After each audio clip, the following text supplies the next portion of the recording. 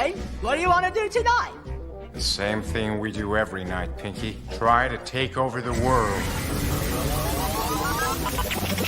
All right, yo, let's get into it. Try to take over the world. Try to take over the world. And greatest chaplain in the world, Mr. Lance Try O'Neill. to take over the world.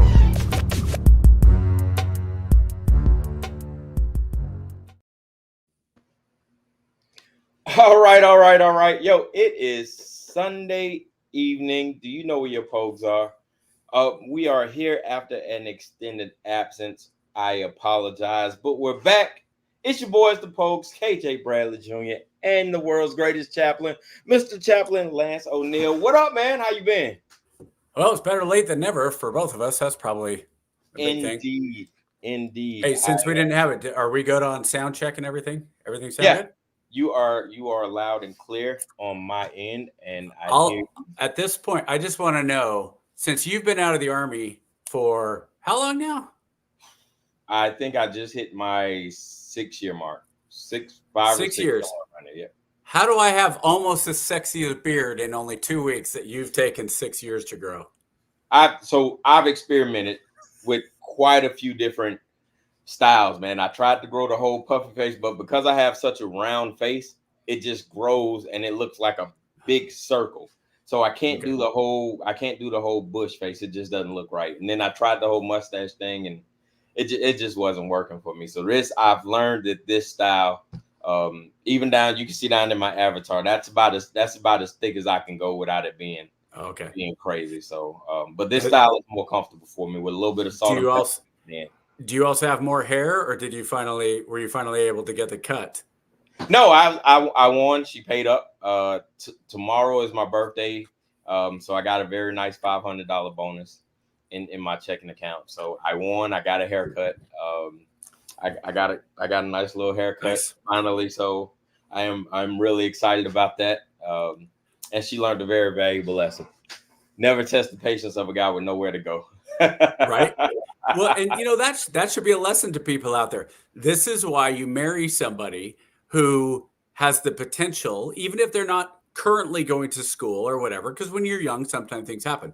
But you always marry somebody with more potential than you have, so that when you get a little bit older, you can live off of their potential and feel better about yourself because now you get the money.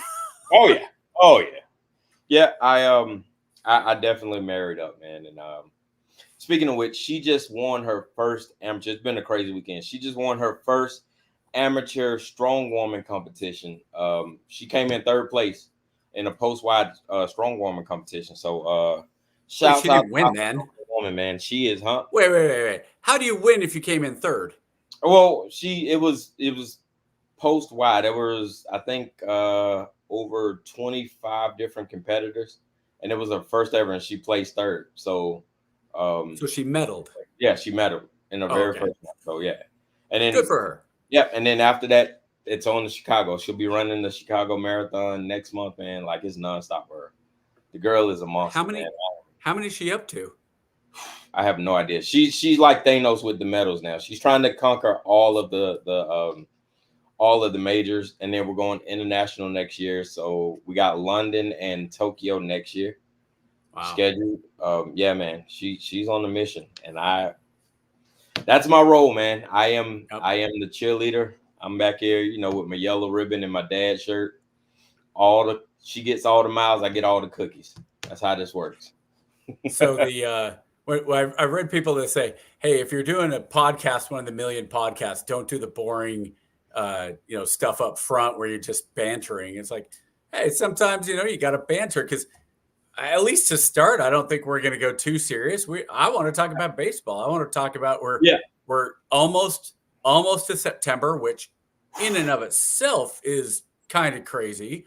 My kids are back in school. My kids have been in school for 2 weeks already. I know, right? And it has been bananas. I'm so thankful that we finally got some semblance of normalcy, getting the school schedule back together, but then all the extracurricular stuff picked up, man. And it's just like, man, I don't know. Speaking of that, my daughter is kicking ass out in Los Angeles with her volleyball. Volleyball teams undefeated. So shout out to the private school out in Palmdale. I won't mention her name for her safety and her privacy, because you guys on the internet are super weird. So we're gonna leave it at that. But shout out to my oldest out there doing her thing, and I'm very proud of her for kicking the donkey out of those teams out there and doing an amazing job. So Daddy's proud of you, boo. And this is my way of showing how proud I am by mentioning you and putting it out there. But yeah, man, 42 tomorrow, 42 rotations around the sun tomorrow for me, Chappie. I never thought I'd see it, but it'll be here tomorrow if I keep breathing. So, is this where I make fun of how young you are? Young, man. Listen, I think I'm in 42 in dog years. So that's like 672 total. so you're 41 today, and your birthday is tomorrow, which means I am 10 years older than you only for one more day. Because starting tomorrow, I'm only 9 years older until January, and then I'll be 10 years older again. and still serving our country at the highest level. So, well, I don't know about highest level anymore. That is a future story. I've come up with, I think, what I'm going to do, because I've kicked around some ideas as far as doing it as a Substack, different stories. I really think that I just need to buckle down, because the Army, in its infinite wisdom, until I retire, the idea is next July, middle of July, and then start teaching high school history, which, by the way, I really enjoy somebody on TikTok telling me, hey, you should bone up on your history. Truman didn't even know about the atomic bomb. Oh, really? Truman didn't? Yeah, that's like if you pay attention to history at all, that's like a big deal, because it wasn't they didn't trust him. It was because they just kept it as light as possible. But I kind of wanted to ask him then, well, you're such an expert then. How was the security breached in Los Alamo? How did the Manhattan Project, how did the Russians get the nuclear bomb within 5 years? I know, do you? But I enjoyed being told, bone up on your history. Our TikTok is wild, man. Shout out to all the guys in TikTok land, man. You guys keep us going. Between the TikTok comments and the YouTube Shorts comments every week, man, you guys keep us rolling. With one minute you hate us, the next minute you love us. It is bananas. So shout out to you guys, man. We definitely appreciate all the love and all the hate. I love them both. Yeah, I actually, and I did my first TikTok this week, and my very first response was from my daughter, who I believe the direct quote was "dork." I'm like, oh, thanks. It was some insult like that. I was like, oh, okay, that's fine. My other favorites are, who are you? Okay, like, who are you? I don't know. Who are you? As if somehow TikTok is, you're not supposed to share opinions. That was the other one. Keep your hate to yourself. Yeah, like welcome to TikTok. Wait, so I record something, you don't like it, but it's me. I'm sorry to force my opinions on you. Those are the ones I just love it. Like, they're not as good as my favorite one of all time was still To You, and this is when we first started doing 2 POGs, and it was to KJ. Another African American said to KJ, and I have to say it like that because you have to know the context was, KJ, you should know better. And that was the only comment. That was it. You should know better than talk race with some white guy. That was the implied. And it was just like, okay, cool. I got some new shirts. I love it. I have this is my Don't Panic shirt. If you don't know, from Hitchhiker's Guide to the Galaxy. I don't know. Yesterday, I had my Constitution shirt on. I had my 1984 shirt, which is a shout out to Orwell. Orwell, dude. I tell you what, you want to find go read some of Orwell's biography stuff, autobiography. Dude, so he was like a pretty lefty guy, and then he went to Spain. He actually fought in Spain on the side of the anti-fascists. And then he saw what Franco was doing. And so he was freaked out by that. And that's kind of where he got his first taste of it. And then he he wasn't a full-blown card-carrying communist or anything, but he was definitely on that path. And then he saw what was going on in the Soviet Union with Stalin and Lenin, and he went, "Oh my gosh, this is just two sides of the same coin, this authoritarian stuff." So when I see people on YouTube say or on TikTok or the comments or whatever talk about the end of democracy, if you're supporting Trump, it's the end of democracy. I've seen some people on my side, on the Republican side. Now, I'm no longer a Republican, but I am a conservative. And I've seen people say, well, Biden, if Biden gets 4 more years, that'll be the end of democracy. It's like, you guys, hold on, time out. Do you not understand what checks and balances are? Like really? If we survived what Lincoln went through and the tearing apart of the country into a literal civil war, I think we'll be okay. Because even if we had another civil war for whatever reason, whether it's race, whether it's money, whether it's ideology, whatever, whether it's right side of the Mississippi versus the left side of the Mississippi, at some point you get back together, because countries don't break apart that are the best countries in the world. Rwanda or Sudan, when Sudan splits into North and South, there's a reason, because there's a delineation that all the Christians are in the South, all the Muslims in the North. In America, we're not like that. And the fact that you and I could sit around and joke about different things, from race to baseball to whatever, and neither of us can really figure out how to say Kamala or Kamala or Kamala. Kamala. Kamala. Kamala. Kamala. Well, is it Kamala? Yep, that's Kamala. It. Kamala. Kamala. Okay. Yep. But I've heard if you say it wrong, you're a racist. So I did enjoy hearing Bill Clinton say Kamala on the Democratic. That I watched all of, and we'll get to it later, but I watched, I think, all of 4.5 minutes, maybe. But I couldn't tell you, like the GOP convention, I didn't watch much more than that. And the only thing from the GOP convention I can recall is Hulk Hogan, which I thought was hilarious.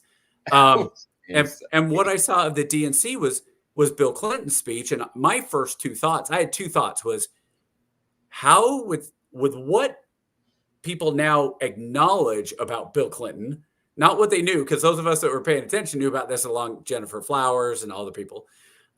We've known about it for a long time, that he was on the stage, but more so is, if you look at Bill Clinton, he is the poster child for the presidency ages you, because he is a year younger than Trump. When he said that, when he said, I'm only 78 years old, Trump's even older than I am. I mean, come on, you're going to vote for that old? I'm like, I was looking at it going, Bill, you're 7. I legitimately thought he was well into his 80s. No, he lived a hard life. He was partying. Well, there was something. Do you remember Frank Layden from the Utah Jazz? No. Big coach. He was one of those really fun. He was well known as just kind of a jokester and a great quote guy. Well, he was kind of a big fat guy too, like big round guy. And he used to say, like, he's like, it's the funniest thing, because I grew up in New York, and I've lost. As he got older, he lost just a ton of weight. And it's funny because when I'm in Utah and I run into people and they see how much weight I've lost, they ask me, "Are you okay? Do you have cancer?" And when I go to New York, they ask me, "Are you okay? Do you have AIDS?" So it was really interesting, the difference of just the culture of him losing all this weight. It's like, yeah, it's so strange, the question. But that tells you the difference of culture between Utah and New York. And this would have been, 20 odd years ago. I'm pretty sure he died a while ago. But yeah, it's funny, the culture that we're going through and we're living in today. The other thing about culture that, and you tell me this, and tell me if you agree with this, and this is, we'll give a shout out back to Greg Easterbrook, who was on, and this is, you read his stuff, and every once in a while he'll do an article, about once a year he'll do an article that basically says we are in the greatest period of history. And I read a book, I'm trying to remember what it's called. It's something like Guns, Germs, and Steel. It's something like that. a really, really good book from a couple years ago. And he's talking about why it really talks about why the European, the continent of Europe really excelled after the start of the second millennium. Because if you went back to say 700 AD and you asked those that knew what group is going to come up, is it going to be Africa? Is it going to be the Europeans? Is it going to be the Asians? And even if you were able to say, hey, the New World, Europe would have been probably last on the list. Maybe not Australia, but Europe would have been last on the list because Europe was going through the plagues and the technology just wasn't there. Asia was really just taken off with the Middle East, with the Arabs. You had the Aztec Empire, the Mayan Empire in Africa. You had the Ghana Empire. You had the empire that was on the East Coast, which I'm blanking on it, but it was based in trade between India and Eastern Africa, which, by the way, is very interesting. Just on a side note, the reason we don't study African history is because they didn't write it down. It was all oral history. So it would be really interesting if they could go back and introduce more of a record keeping into Africa, what knowledge and history we lost from that. But Europe, there were a lot of reasons that Europe came up, but ultimately where we're at now, because of that or not because of that, cause and effect, but we're at a place now where the three things that the average person woke up, and I could be conflating two different books, but the average person, when you wake up now versus 1,000 years ago, what they had to worry about was famine, they had to worry about plagues, and they had to worry about wars. Those three things.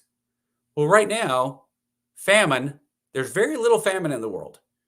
The last major, I lost KJ, but there he is back. The last major famine realistically was Sub-Sahara and the US and Europe and all that. We did they did Live Aid and all that stuff in the 80s. And don't get me wrong, that doesn't mean there's not, like right now in Southern Africa, they're in a drought mode. And yes, there is an increase in need, but large scale has not been as bad. We're in the best for food as it ever's been, in large part because of GMOs. The second one was disease. What's the last major real outbreak of anything we've had that's killed a solid percentage of the population? And if you try to tell me COVID, you're crazy. The average person who died from COVID was over the age of life expectancy. I've got a sick raptor, so I've got to give her a hug before she goes to bed. No, you good. And then the last one was wars. Like, what's the last major war we had? Was World War II. Okay, go get in bed. I'll come in when I'm done. Okay, go lay down. I hope you're asleep. Okay, go. If you what? Go lay down. That's part of it. I know you feel dizzy. Okay, close your eyes. Try to go to sleep. Turn some music on, sweetheart. Just close your eyes. I know you're not feeling well. If it keeps going, hey, it might make you feel better. Everybody's going to hear this on the podcast. Nobody that's watching. If it's still bad in the morning, you won't go to school. So you'll feel better about that. But go lay down. Do you want Oliver to go with you? Call him if you want him to. I'm going to give her the dog if he'll go with her. But the third one is World War II, which wiped out, huge. I mean, 20 million Russians died. We talk about, the Holocaust, which of course is ridiculously horrible and targeted. But the numbers involved are really staggering when you talk about the losses of Russians and an entire generation of Germans got wiped out because one idiot came to power and the wrong person came to power. Which again, to go back to TikTok, I had somebody say that, if you vote for Trump, it's going to be a dictatorship. And I just laughed. It's like, you guys, Trump is not going to be a dictator. Those words, I don't think they mean what they think they mean, right? Like when they throw those words around, like dictator, like his presidency may be harsh, right? Or it may be bad for some people, but like to say he'll have absolute power and dictatorship, like that wouldn't be economically feasible for the powers that be. Like he can only go so far. But tell me what group that we recently both that I am currently still in, that you used to be in, that would have to support any type of dictator. Yeah, like I just don't see it, man. Like I don't know.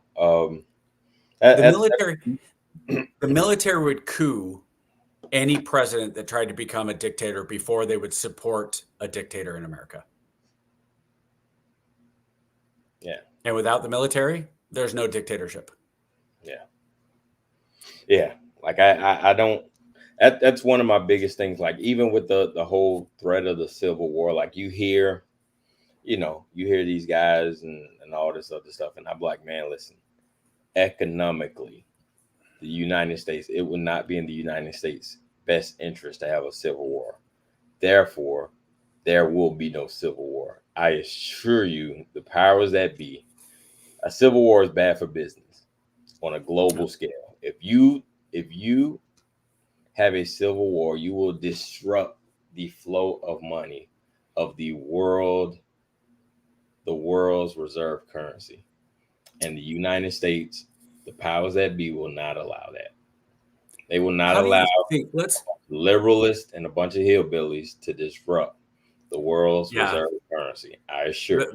The 2 to 3% on the far right and the 5% on the far left. And yes, I do think those are accurate. So let me ask you this then, KJ. Let's game plan this a little bit. How would the federal government, in your opinion, stop a civil war? Easy. So one of the biggest things that they have, and it's all psyop, right? I believe the United States is the main cause of the disruption, right? I have you looking left so that I can act right? Like we wrote the book on psyops and political and social disruption anyway, right? So have we defined what psyop are for people? Yeah, I think we did like a whole episode on it, didn't we? Or at least we talked about doing a whole episode on it. I don't think we fleshed it out yet. But anyway, so social discourse is just another level of civil discourse, right? Basically, it allows the populace to be distracted so that the powers in charge can get legislation and things that they want to get pushed through.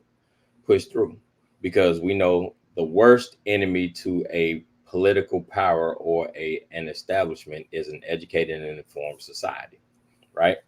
Because when you're educated and informed, we saw this in the advent of the 50s and 60s, right? Which is why that's why I keep telling people we can't make America great again, because we scared the shit out of the powers that be when we were great, right? In the 50s and 60s, right? We had great presidents like Eisenhower and all those guys, and they said, you know what? Here's what we're gonna do. We're gonna strengthen our middle class. We're gonna build highways. We're gonna give the middle class pensions. We're gonna send our guys to college. We're gonna educate our military. We're gonna let our military guys vote. We're gonna put them in charge of politics, and it's gonna be great, right? And America flourished. America was as great as it's ever been. But then what happened? The people had money. The people had prosperity. The people had security. And then the people were educated. And then the people started asking questions. And when people started asking questions, the government said, you know what? Maybe having an educated population is not the best thing. So then we kind of start rolling things back. Then you start seeing policies like, hey, maybe having fathers in the home isn't a good idea. Maybe strengthening our youth or providing a healthy and fit youth society isn't the best idea. Maybe we shouldn't put trades and teaching our society how to build with their hands isn't the best idea. And then you start seeing the systemic retraction of all of these social programs that we had spent decades after the World War was implemented. And then we realized after the 50s and 60s, which is why, this is my hill that I will die on. America died in the 60s. America as we know it, the Republic, died in the 60s because we realized at that time we cannot have an educated and prosperous society, because an educated and prosperous society is a dangerous society to the power structure. Okay, so let me ask you this then. I think I know your answer. If the 60s were the start of the, let's call it the reset of America, Yes. the dumbing down of America, but we'll call it a reset of America. Were the 70s the intentional result, and then the 80s were where we started to rebuild the country back up? Yep, absolutely. So the 70s is where we started flooding everything, right? That's when everybody wanted to party, right? That's when you had the big disco wave, and it was, cocaine was just out of nowhere, right? Because pre 1960s we were super strict, super conservative. There was no cocaine parties. There was no, the weirdest thing you had is you had free love that popped up in the 60s, right? And But then that was a domino, though. right, that was right, one of those dominoes we're right. talking That was about. exactly. And they was like, all right, we gotta, and then you start seeing in the 70s, you're like, all right, cool. All the drugs started influencing. And then you get in the 80s, and now in the 80s, you get Reagan with the Great Reset.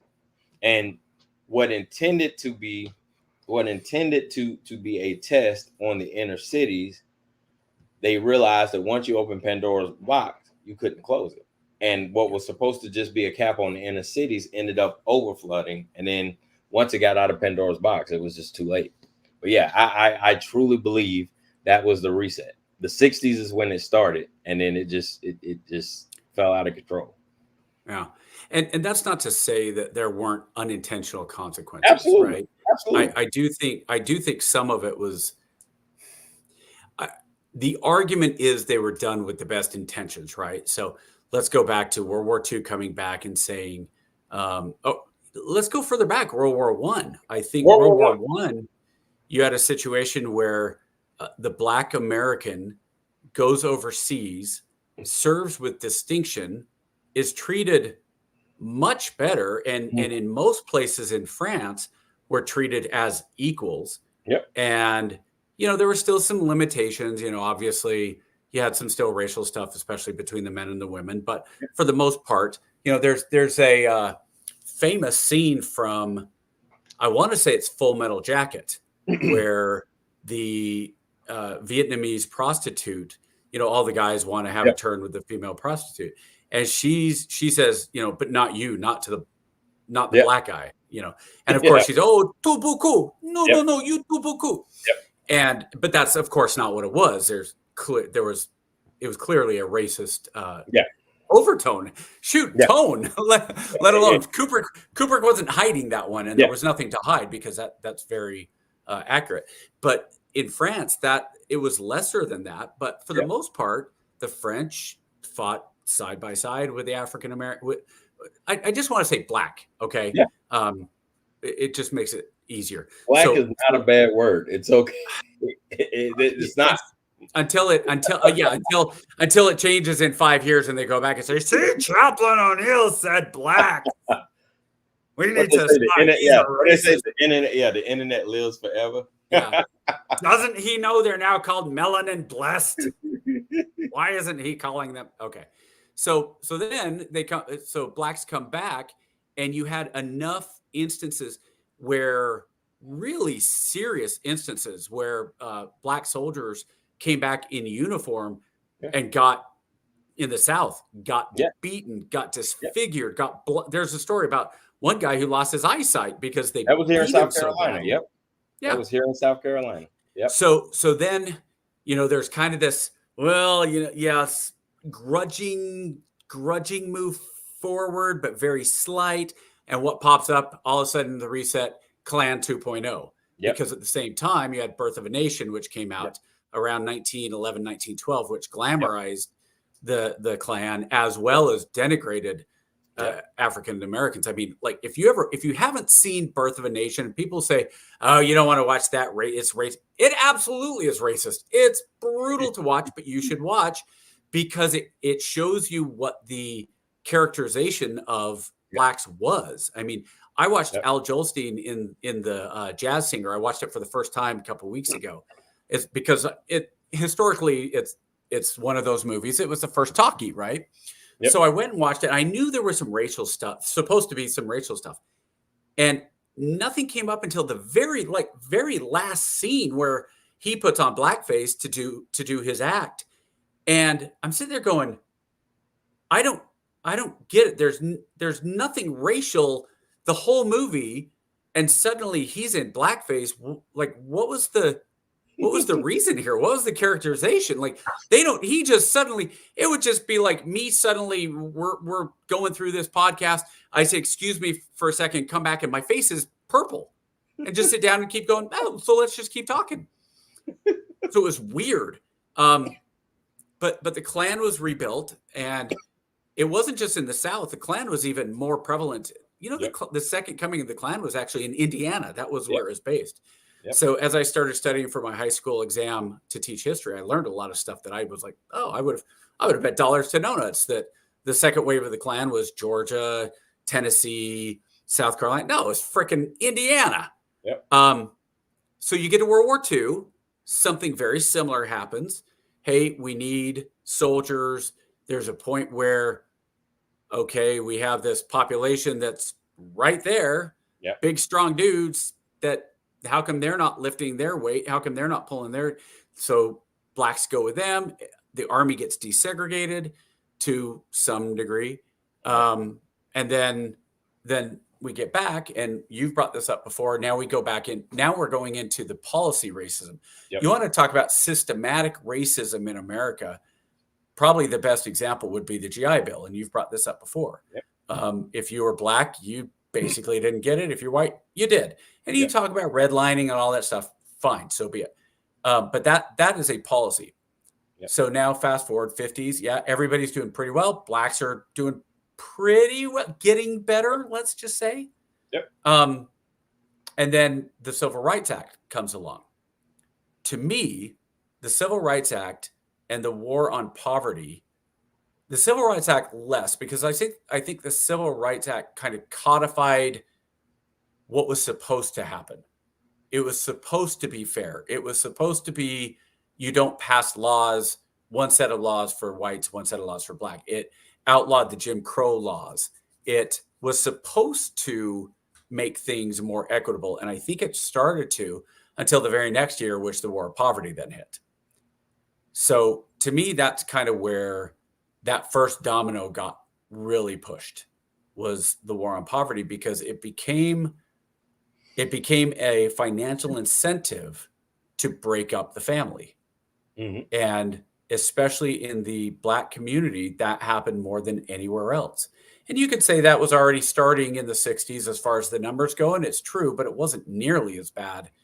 I mean, nowadays, I believe the most recent one I read was 80% of children born in black households are in non-married households. And I think the white number is still somewhere around like 35%. But if you go back to 1965, and you'd said, hey, in the black community, it's 35%, it would have been a national disgrace, because I believe in 1965, when the war on poverty started, the black babies born out of wedlock was closer to, like, I don't think it was even 20%. I believe it was around 18%. Not even. And that was a national disgrace. I believe the white was somewhere around 6%. So, yeah, and then in the 70s. And so I don't know, because I always wonder with the government, maybe we're saying the wrong word. So the government versus the cabal. Nope, is it the government that did it or the cabal? No, you got to follow the money. So it wasn't, so the interesting thing I've always found about the war on poverty and the war on integration, right, is it wasn't so much about what's right. It was about access to economics, right? So what the government studies found is the black dollar, which is similar to how it is now. Blacks have, as they traditionally always had, tremendous spending power. We've always been a tremendous consumer-based society, or punching above its weight class, right? For 13, 14% of the population was spending more than 13 or 14% of money. The difference, what they found is during Jim Crow, we were forced or compelled to spend that money amongst our own, which as a byproduct and unintended consequence strengthened our ecosystem, right? So it strengthened our communities, right? It made us stronger. You know, we couldn't go to white doctors, so we had to build up our own black doctors.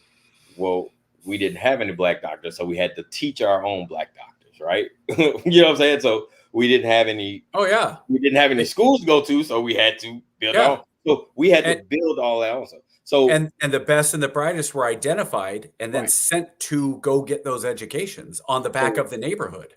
So that war on poverty was a way for the government to tap into the economic prowess of the black community and get those economic dollars siphoned from the community and spent and put into the greater ecosystem, as opposed to leaving it in the black communities, right? So I always looked at it as a interesting dichotomy, right? Like on the surface, it's one of those, hey, let me help you. And I always go back to that quote by Reagan where it says, be wary of the government when he comes to knock on the door and says, hey, I'm from the government and I'm here to help. The 9 scariest words. Yeah. And boy, did they come to help. And you sit back and look, ever since they came in to help the black community, did they help all right. Let me ask you one more on that specifically. And this is, I'm sure if we clip this, it'll be turned into here he goes, the conservative. Absolutely. It's on me. No, this will be on me because of my question. How disproportionately did abortion hurt the black community, in your opinion? I think it was definitively disproportionate and incredibly damaging to the black community. What's your thought? I'll tell you, I'll counter it with this.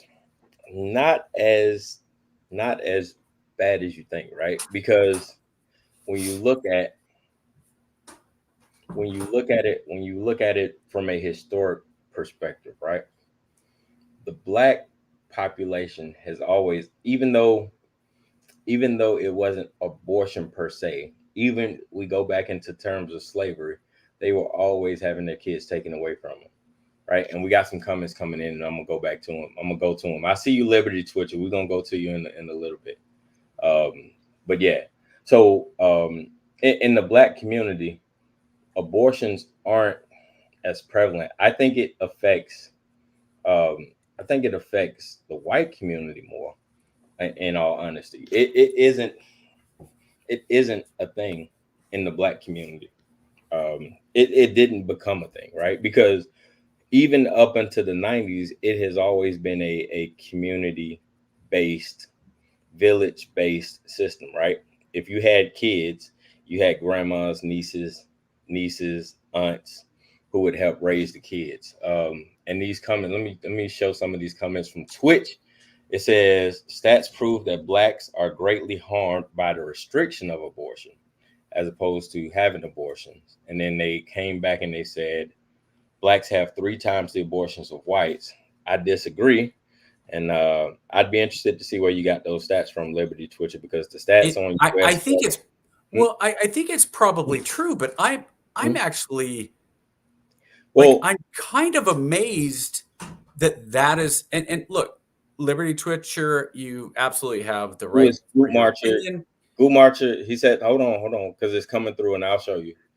Goo Marcher, I'm gonna go pull those up because the stats on the government, the US government stats are different than what these are. So I'm gonna go look these up for legend.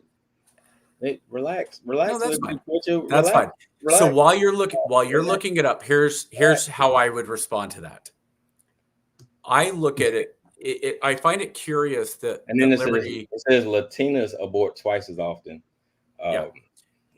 So I find it interesting that Liberty's argument is that blacks get hurt more by not having access to abortion.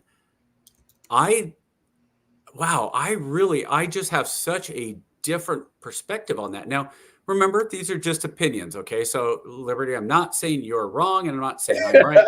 I'm saying this is my perspective. My perspective would be that blacks are hurt much more by abortion because the number of abortions, as you said, are disproportionately high. So if you were to look now, let's say you go back and abortion is not, let's say Margaret Sanger is walking down the street in 1920 and a piano falls on top of her and she dies, right? Margaret Sanger, does that count as abortion? The founder of Planned Parenthood. Okay. So she never comes around. Planned Parenthood never comes around. And the abortion machine never gets rolling in America. Now, that's not to say that abortions wouldn't have still happened. Historically, abortions have happened throughout time. They used to use, different homeopathic remedies and all. And Liberty, I'm getting to the. Hold on, hey, Liberty. I haven't even made my point yet. I'm not disagreeing with your stats. I'm disagreeing with what I believe the harm is. It's okay, dude. The fact I'm fine with you saying that the blacks on average have more 23.8% per 1,000 women versus 6.6 per white women. Okay, cool. That fact, I don't have a problem with that. Here's where opinion matters. Here's where the opinion matters. I think that hurts the black community more because there have been, it has damaged the population over the past 60, 70 years. The black population in America, what are we at right now, KJ? 13, 14% of the black population? Yeah. Okay. Okay. And so there are 600,000 abortions performed every year, I think was the most recent number, of which over half are in the black community. I believe it's even higher than that. So if you go back, you're talking about a generational shift in having abortions and so let's say right now the black community, as I said, I completely disagree with that statement. That's now your opinion, and that's fine. You're talking facts. I'm trying to talk facts, and I'm trying to say opinion, and that's fine. But you keep saying facts, dude. Okay. Nobody's disputing numbers.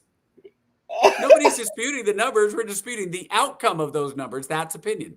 So my opinion is that the population, and I think it's pretty easy to factually say that if you are aborting a 2 point, you said that 2 point, what was the number? 23.6 per 1,000 I have to abortions in the black community, right? Okay.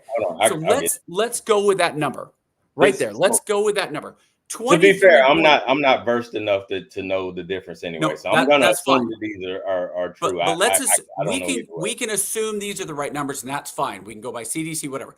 Let's go with this number: 23.8 per 1,000 women of reproductive age. Okay, so you're talking about the ones that have abortions, 23.8 versus 6. Okay, so 2.4% of the population has been aborted. And this is in 2019, okay? 2.4% of the black population was aborted. Those are your facts and the CDC facts. So if you are losing 2.3% of your population every single year going back with a birth rate of somewhere around 2.1%, you are talking about losing millions and millions and millions of black people that just don't exist. So if abortions never happen,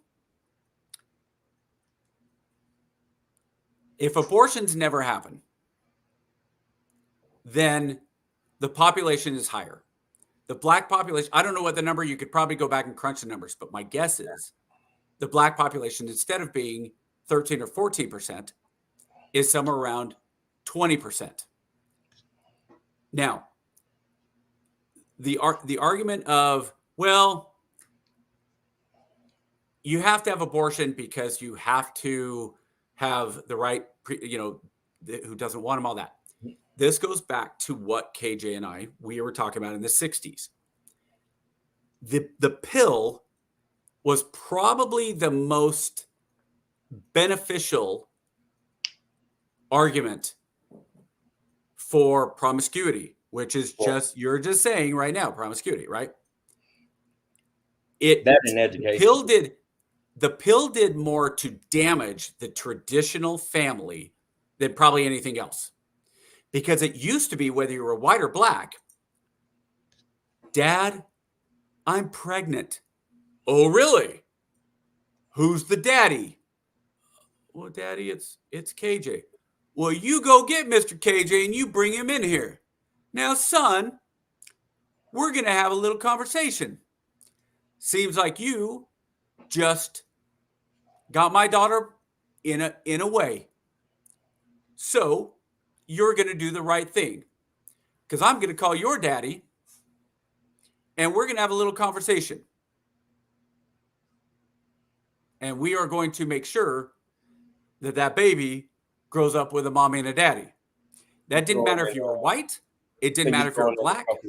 Couple of opinions in there too.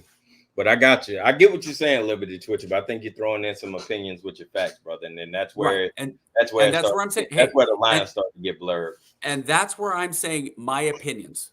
These are my opinions to why it hurt the black community. Mm-hmm. Because think about the difference right now.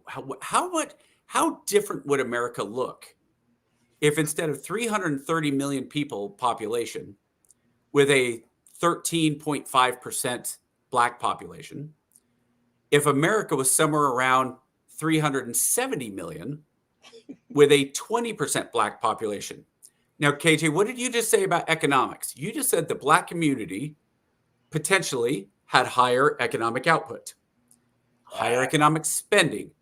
The GDP, when you lower populations, the GDP is affected. Now, this is my opinion. I personally think that abortions harmed the black community more.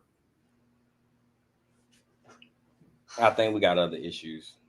I'll tell you right now, Liberty, the one you wrote is, keep in mind that the promiscuous are disproportionately impacted because a significant portion of abortions by mothers who have aborted babies previously too.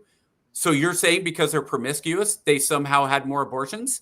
That means nothing. That is an opinion, because how many abortions were happening because they were underage kids that got raped? You're talking about sexual assault right now. 1 in 3 women in America has been sexually assaulted. How many of those were aborted? How many of those were not promiscuous, but because they were forced into it? That's okay. So we need to, when you're talking about facts and you're talking about opinions, those are two very different things. My opinion, and that's why I keep going back to this, is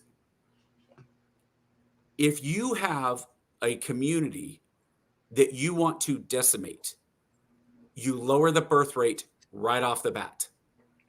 That's the first thing you do. And that's what happened. In the 1960s, you did two things. You made it worse to have two parents in the household, disproportionately for the black community, but it still happened in the other communities. You gave the pill, you gave the pill in the much more access to the pill in the white community, whether it was because of economics or nefarious or whatever. So abortions, and you could argue that there's fewer births in the white community as well because of the pill, but ultimately, that's just stupid. I'm sorry. That's just dumb. That's just dumb. Newborn babies.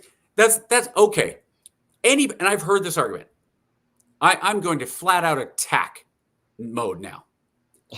I cannot tell you I cannot tell you how many people have said, I didn't ask to be born. Oh, you shouldn't have kids. You shouldn't have kids because they didn't ask to be born. You know what? You can self-erase anytime you want.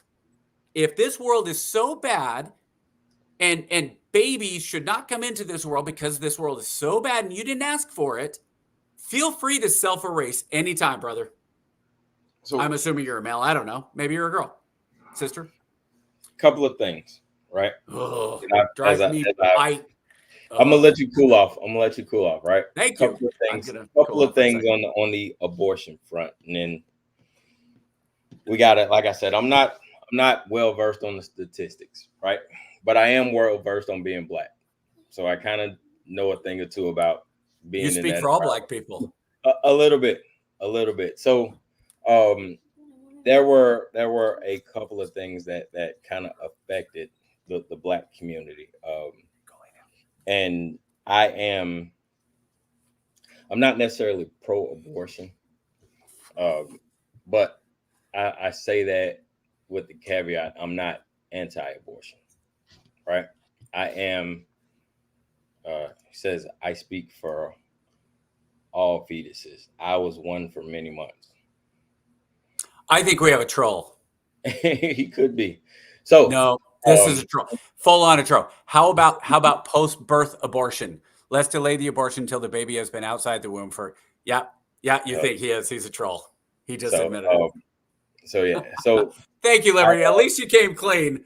It took us a minute, but unfortunately there are people who believe that. So I'll give you a clap on the troll, but go ahead, KJ. Sorry to interrupt. Yeah, no. So one of the things I think there should be exceptions for abortion, right? There absolutely should be exceptions for abortion, right? When the mother, I'm sorry, say that again. There should be a what? Exceptions for abortion.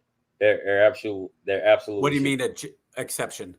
Exceptions for abortion. When the life of the mother is in danger. Yeah. There should absolutely be a medical exemption for abortion. And right? Rape and incest too. Yeah, rape and incest. Because choice was taken away. Absolutely. And here's my reasoning, right? When you have to make the decision for a loved one on life support, right? Mm-hmm. And you have to decide whether to pull the plug or not. All right. We can make the case that that's just as murder is still murder, right? Because that heart is still beating. And when you pull that plug or when you take it off life assistance, it's still murder. See, it's all semantics. It's semantics. But it's not. Hold on. I'll push back on that. So I'm talking about nature. If somebody is on life support, they are being already artificially kept alive. Yeah? They're kept alive. That's the difference. They're being kept alive artificially by machines. You pulling the plug. Look, I've got a friend. Sorry. I'm sorry. Keep going. No. So here's the thing, right? I'm not saying you should have access to abortion. I'm not saying you should go in and be able to abort babies. Oh God, I'm pregnant again. Guess I'll go down to the store and get an abortion. That's not what I'm saying. Well, that's how it is right now, though. But what I am absolutely saying is, if there is a legitimate reason, life or death, rape or incest, you should have access. That should be an option for you to be able to abort that child. So KJ, here's where you run into that is. But here's where you run into the problem. So and here's what. So we'll say okay. So we'll say the exceptions truly are rare. Liberty Twitcher, right? So if the exceptions are truly rare, and you don't notice that, and it's 90+ of abortions are for convenience, right? Then for those 10%, then it shouldn't matter. If it's only for 10%, then the law should only affect those 10%, because we have laws to protect those with disabilities that are extremely rare, right? We have laws we have medicines for people with Lou Gehrig's disease. We have medicines for people with rare genetic diseases. We take to care keep them alive. Yeah. To keep them alive, not to end them. No. That's what I'm saying. So if a mother's life is in danger, we should keep her alive. That's what I'm saying. So when it's rare, Hold on. So here's what the numbers are. Okay. For cases of incest of all abortions, it's somewhere around 0.3%. Okay. It almost never happens. Cases of rape, it's somewhere around 1.5%. Okay. And So again, that's 1.8%. And I'm fine with both of those. Right. Now, medical conditions, of course, if it's between, nobody's saying, no, I don't think there's anybody common sense that says, look, this is an ectopic pregnancy. But that's not what the law says right now. The law says right now, no abortions at all. That's why the girl in Texas wasn't able to get an abortion. Hold on. She had to leave. That's what it also depends. Well, hold on. Do you know where? Okay, let's go historical. Roe versus Wade. Do you know what happened with Roe v. Wade? Talk to me. Okay. Roe v. Wade. Now, obviously, these are names that the people that involved were not actually named Roe v. Wade. Yeah. But Roe, who wanted to have an abortion. Yes. She got knocked up. Yes. Right? She wanted to have an abortion. So she goes into the doctor and says, Doc, I want to have an abortion. And the doctor says, well, I'm sorry, abortions are illegal. And she says, well, they're not illegal if you've been raped. And I was raped. And he says, oh, really? Oh, well, okay. You seem like, I mean, I've dealt with rape victims before. And so that doesn't really, so he pressed her on it. Turns out she wasn't raped. She lied about it. Right. Mm-hmm. So that's where now she goes and gets a lawyer and says, well, it shouldn't matter if I was raped. I should be able to terminate. Goes, she had the baby too, right? She ended up not getting the abortion. No. So, anyway, so when you're talking about these exceptions, this is, I'm going to opinion first, and then I'm going to fact. Yeah, sure. Opinion. When somebody is raped or incest occurs, the choice of the woman was taken away. Therefore, terminating the pregnancy is giving the choice back. When you're talking about health of the mother, there is no choice, because if you're talking about a pregnancy that is in the fallopian tube, an ectopic, I think I'm saying the word right, ectopic pregnancy, and it's going to kill the mother if it's not terminated, then you have to terminate the pregnancy, right? Right. Now, and we can go into the states and we can go into the law and all that stuff, and as far as which state says what and all that, right? Cool with that. Okay, but my problem goes back to the original choices. Now, right now, we have language that is being altered daily by just I think ridiculousness. The idea of pro-choice versus pro-life. It's not pro-choice versus pro-life. It is pro-abortion versus pro-responsibility. Okay? Because if you have somebody who goes out, I'm pro-choice. Me, right. I'm saying this right now. Chaplain O'Neill, I am pro-choice. You know why I say I'm pro-choice? I have 3 daughters. I hope they choose not to go on one-on-one dates. I hope they choose not to go park. I hope they choose not to get in the back seat. I hope they choose not to engage in light or heavy petting. I hope they choose not to engage in oral sex. I hope they choose not to engage in vaginal sex. And if all those fail, I hope they choose to wear a condom or use birth control.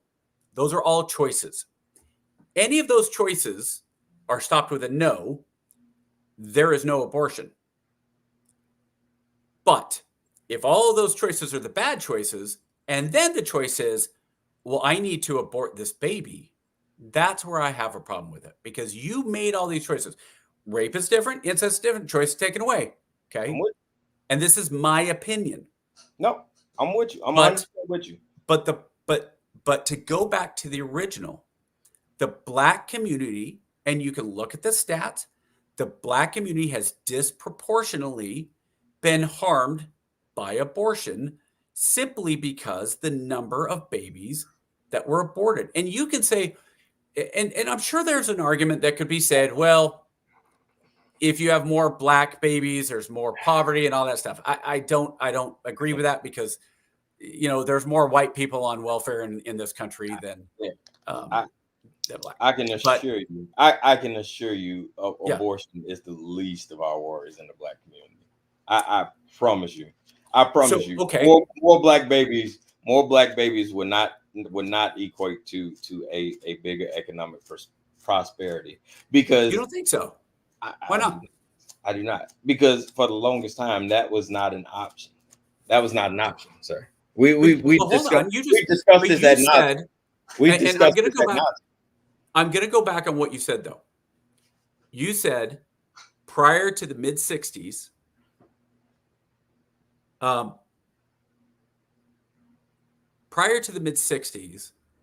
the black community was tracking up.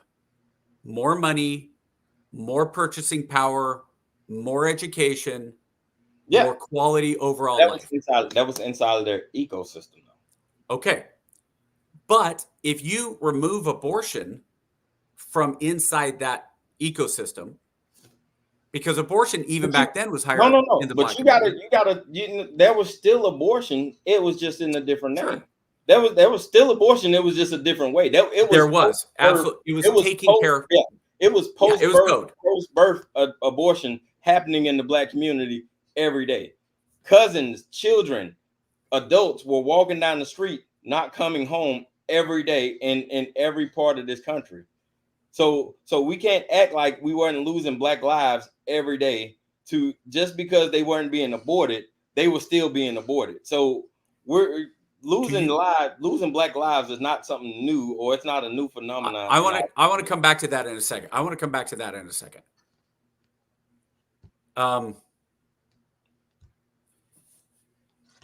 You know what? Actually, I want to go. Tell me about that. Yeah, that is not. You're saying that as everybody knows. I tell you what.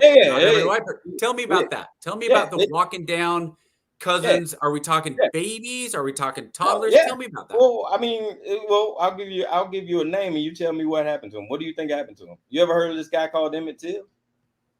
You ever heard of Emmett Till was 13. Yeah. And got strung up by a bunch of racists because he whistled at a white woman.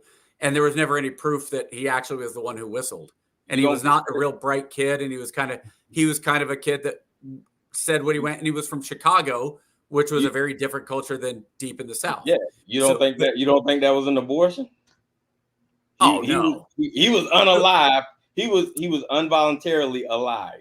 Murder. Okay. Oh, if we're going to call abortion murder, alive. If murder and abortion are interchangeable, then but I agree with you. What I'm saying is losing black babies. Hold on. Let me be real clear. I want to make sure what you said is, because I heard something I think different. This is what I heard. What I heard was cousins and brothers and sisters left and didn't come back. But what I heard was mom or dad is taking the baby out and killing them so they didn't have to take care. Okay. No. Because when you say post-birth abortion, to me that means the family is going out and they are murdering the baby. No. What I mean is saying that you're saying the murder rate in America was higher. Yeah. What I'm saying is mom and dad will send Johnny and Bobby to school. Okay. And they'll run across a raucous mob or some teens who had been drinking. And they decided just for shits and giggles, they want to beat the shit out of a kid going to school, and that kid don't make it home. You know what I'm saying? So losing black lives. So losing don't call that post-birth abortion. That's something very. But what I'm saying is, that. So with that though, bodies is not new to our community. We get that even, But KJ, okay, yes. Historically, yes, the murder rate in the black communities has always been higher, right?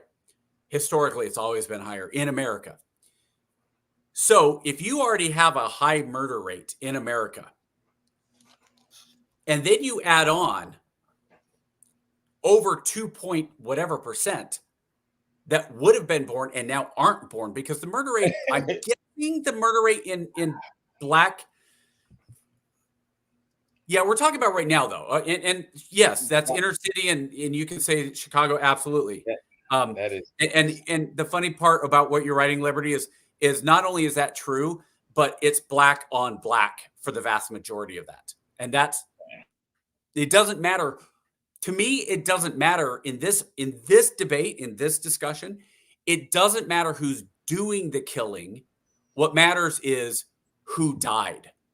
To me, in this debate, okay, we can talk about some of the other, but to me, when we're talking about the abortion rate being higher in the Black community, you're talking about, did Black Einstein get aborted? Did Black Benjamin Franklin? Did Black Lincoln? So what are the odds? Now, the odds when Martin Luther King was 34 when he was assassinated?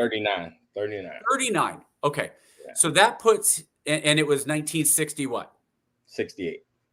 Okay, 8. I know my dates are not always great on some of that. That's why I use the textbook. Okay, so 1968, that makes him born in 1929, if my math is right. Yep, that's right. Okay, so Martin Luther King, instead of being born or being conceived in 1929, the next Martin Luther King that is really going to push our country forward is conceived in 1969. But the odds of him being aborted in 1929, pretty low. Now, that's not to say that there weren't hey, we took care of, you're in the wrong way. But you're talking about being married. You're talking about some different socioeconomic things going on in 1929, slavery, post Jim Crow, all that stuff, right? But the odds of Martin Luther King being aborted in 1929 are minuscule compared to in 1969 when Roe v. Wade, I guess we should go a little bit further than that because it's actually 1973 when it was passed, 72. So let's say he was conceived in 1970. Let's say he's my age.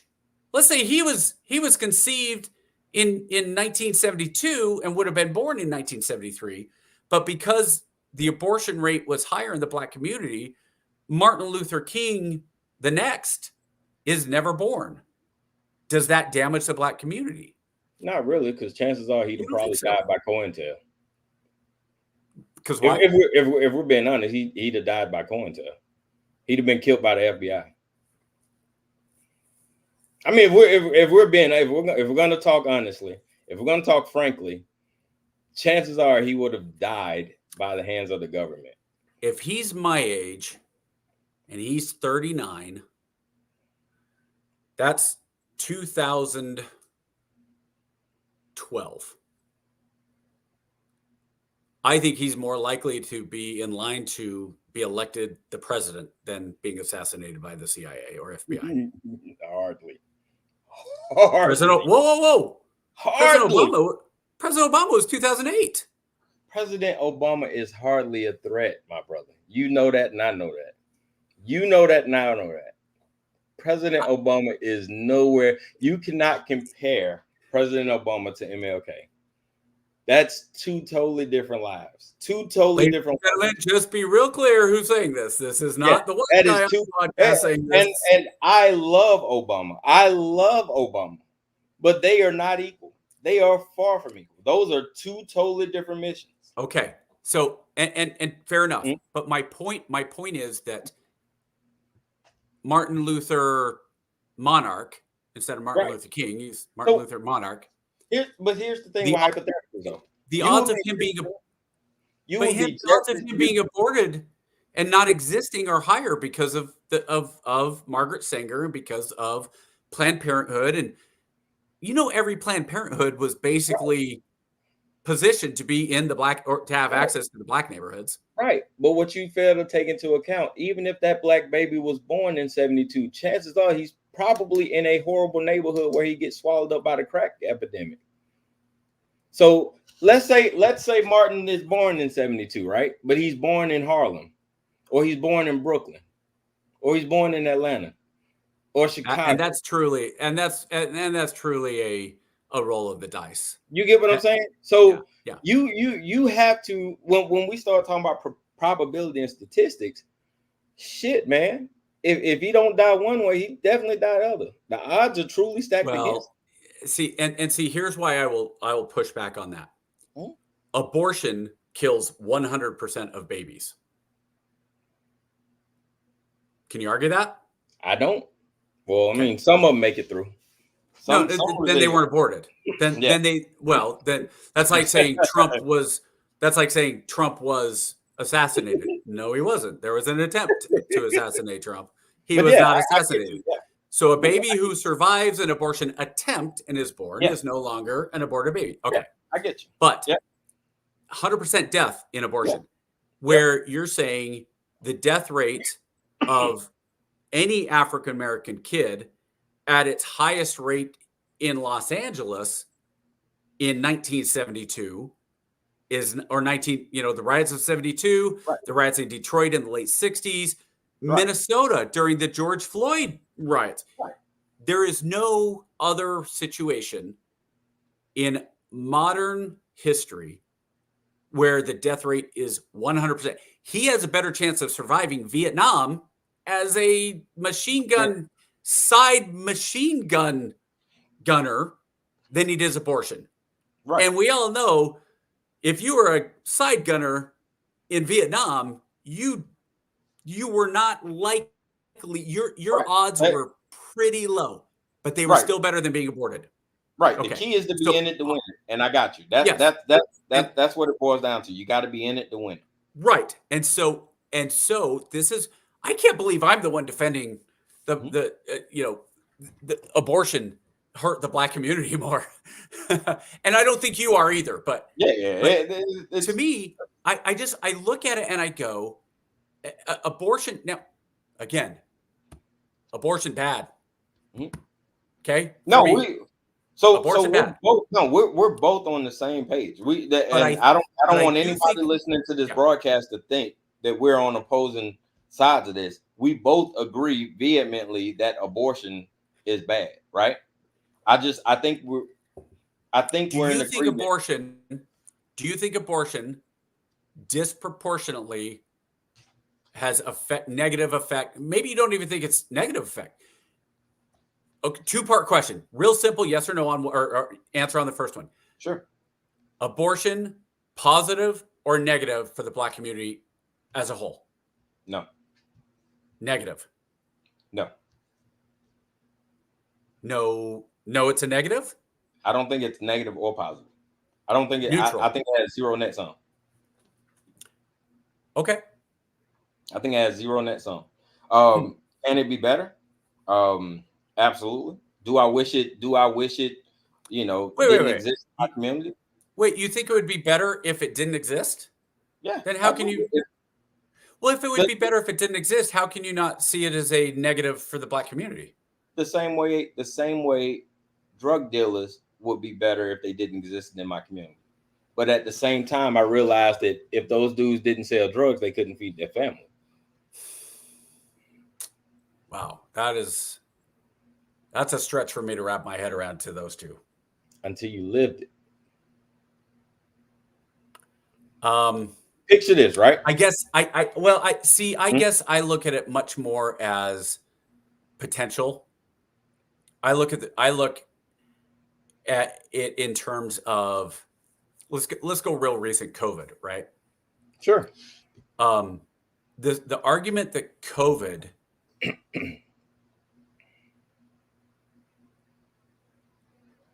okay, yeah, that's not surprising that Black.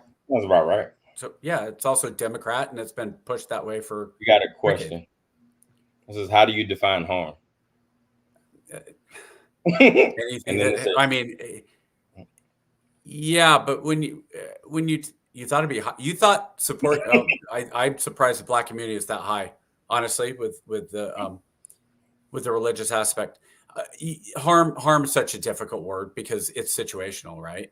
So anyway, so I don't think there's as simple as harm, because harm can be good too. Like if I harm KJ to the point that he ends up, let's say I harm him by coming in and I steal his money. And he says, well, you know what? F that. Now I got to go make more money. And he's a harder worker now because he decided not to rely on me as his employer who stole his paycheck and kicked him out. Did I do harm? But did they end up being it positive for him because he went out and said, screw it, I'm not going to work for anybody else anymore. I'm going to go run my own business. Was harm done? Sure. Was it a positive outcome? Yes. But hold on. I don't want to rabbit hole. Too late. But, well, yeah, of course, somebody who wants an abortion that says they can't would say it was harm. Of course, that's the argument on the left. It's an easy argument. My argument against that is life, liberty, and the pursuit of happiness. Life is the right. I mean, we talk about human rights. Abortion is not a human right. Life is a human right. And as soon as if you say that's wrong, then there's nothing more to talk about, because by definition, human life would be the right. Do they have the right? They have the rights, the opportunity. They absolutely have the opportunity. Whether it happens or not, that's called nature. Do they have a right to come out whole and born? They have the right to have the opportunity. Most on the left say the unborn should not have. I agree. Yeah. The people on the left don't want that right. You know how I feel about rights, right? Yeah. And that is why when we talk about human rights, the left drives me bonkers. Because when you say human rights, medical care is a human right. Insurance is a human right. Food on your table is a human right. Access to the internet. Access to the internet is a human right. How strict is that life, liberty, and pursuit of happiness? I think it's as life, liberty, and the pursuit of happiness is as. Would you say it? Would you say it's an American pillar? I would say that it is it is what America should and historically has failed at achieving for all of its citizens. But yes, it is the pillar of the idea of America. Liberty Twitcher, I want you to text me and tell me, how do you define life, liberty, and the pursuit of happiness? Because my question to you is, and we're gonna go, right? We're gonna go there, right? I think I already know where you're going, but go ahead. Because society turns on a dime, right? What was once, wrong has turned to be right? So abortion could be in one of those awkward spaces. No. I don't agree with that statement, though. So here's why I say that. You saying society changes on a dime about what's right or wrong. I don't believe that. Society changes on what is legal or not. Slavery used to be legal. Doesn't make it right. Owning another human being historically has been legal. Doesn't make it right. Through what lens, though? We can look back on it now. Sure. We can look back on it now and say, hey, man, that was probably the wrong thing to do, right? But, of course, you can't rewrite history, of course. Right. But when you look at it and we war gamed it. Yep. Slavery, we cannot argue that slavery was an economic necessity to the growth and dependency of the United States. We were exporting cotton at some 70-80%. You could argue that. However, you want to hear the counter argument? What's that? If that's true, why isn't Brazil ahead of the United States in every economic sense? Because not only was slavery African slavery was a much higher percentage in Brazil than it was in the United States. And it continued into the 20th century. I believe Brazil outlawed slavery, transatlantic slavery, in, I believe it was 1919. So if slavery... But you know the answer to that, though, Lance. Hold on. But if the argument is slavery is what made America great and it's what formed the foundation of this country, then Brazil should be ahead of us. Lance, I'm going to ask, argument. Lance, I'm gonna ask you. Go ahead. Go. Go. Because you know the answer to that. Go. What happened in Brazil? What happened in Brazil that caused economic turn down? When they tried to get off of the gold, when they tried to get off of the U.S. reserve dollar. Every time they tried to get off of the U.S. reserve currency and go to the gold standard, what happened? You want to know what happened? Let me guess. United States intervention in elections that led to pro-United States government and increase in junta slash. You know what though? Here's the problem with that argument. Here's part of the problem with that argument too, though. Same thing that communism. Yeah. Oh yeah. You can. Communism say that, was coming in too. Yeah. So, same thing that happened in Panama. But then you start going with what was in Africa, and I mean. Hold on, but then now you can say, well, but wait a minute. At the same time, was the Monroe Doctrine right or wrong? I don't know. It's subjective. Exactly. It was right. So it's right for us. We're talking about we're here. Okay, but what we're talking about, and yes, we can only see things through the lens of what we see them through, right? Okay. So, objectively, you're not going to get very far with the argument of right or wrong, objectively, because like you just said, if you're talking to even a modern day Yemen farmer, he's probably like, yeah, I got a slave. He's out milking the cow right now. He's probably good with slavery right now, this minute, in modern times. So, yes, Liberty. Yes, it does still impact us. Yes, the Monroe Doctrine still impacts us. Yes. Yeah. We still.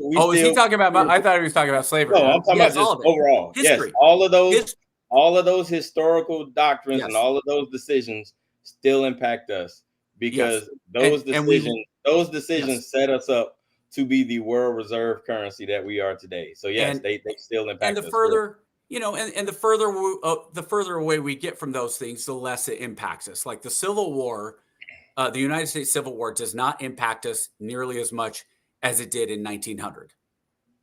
Fair? So the further we get away from different things, we're just on different paths and we make so many different choices and have different situations. But each of those things historically I'll get to that in a minute, Liberty Torture. I'll get to that in a minute. Go ahead, Lance. So you have these effects because you and I were talking about with Greg Easterbrook, I believe we talked about the most influential moments in history, in United States history. Yep. I believe Greg said his choice was the launch of Apollo to the moon. Yeah. If I remember it correctly, that was his. I think so, yeah. Yeah. I honestly, I don't remember what yours was. Mine was the assassination of Lincoln.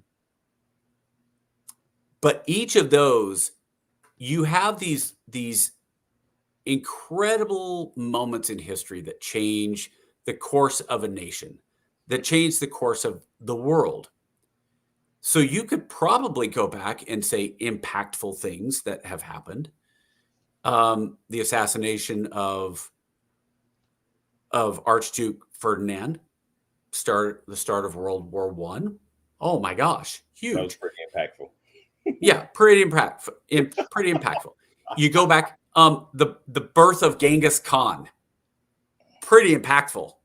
I mean, the birth of only to like 80% of the world population, but I mean, outside of that, I think it's 13% of the entire world's population today can trace back to Genghis Khan. 13% is like Genghis Khan. It's unbelievable. Genghis Bang, yeah, am I right? But there's certain things. The birth of Alexander the Great. There's certain people. I know Time did a list of the 100 most impactful people in the history of the world, and Jesus Christ was number one. Muhammad was top 10. So you have these impactful things, right? But ultimately, let's go back to your right and wrong, life, liberty, and the pursuit of happiness. Right and wrong to me now, right? It's right there on the screen. Chaplain. I have a religious idea. My worldview is that there is right and there is wrong. There is truth with a capital T. There is evil with a capital E. And so I look at it, and people have different, you can go whether you're Catholic, atheist, Jewish, whatever religion, you can have your own personal viewpoints, and that's absolutely fine. But when I look at some of the things, let's say, do I agree with everything in the 10 Commandments? That's pretty good foundational. Thou shalt not murder, right? Okay. But when you say thou shalt not murder, and you start getting into the weeds of thou shalt not murder, especially considering that at some point thou shalt not murder, the Israelites coming out of Egypt and going to Mount Sinai and going in and genociding the entire inhabitants of large portions of Palestine.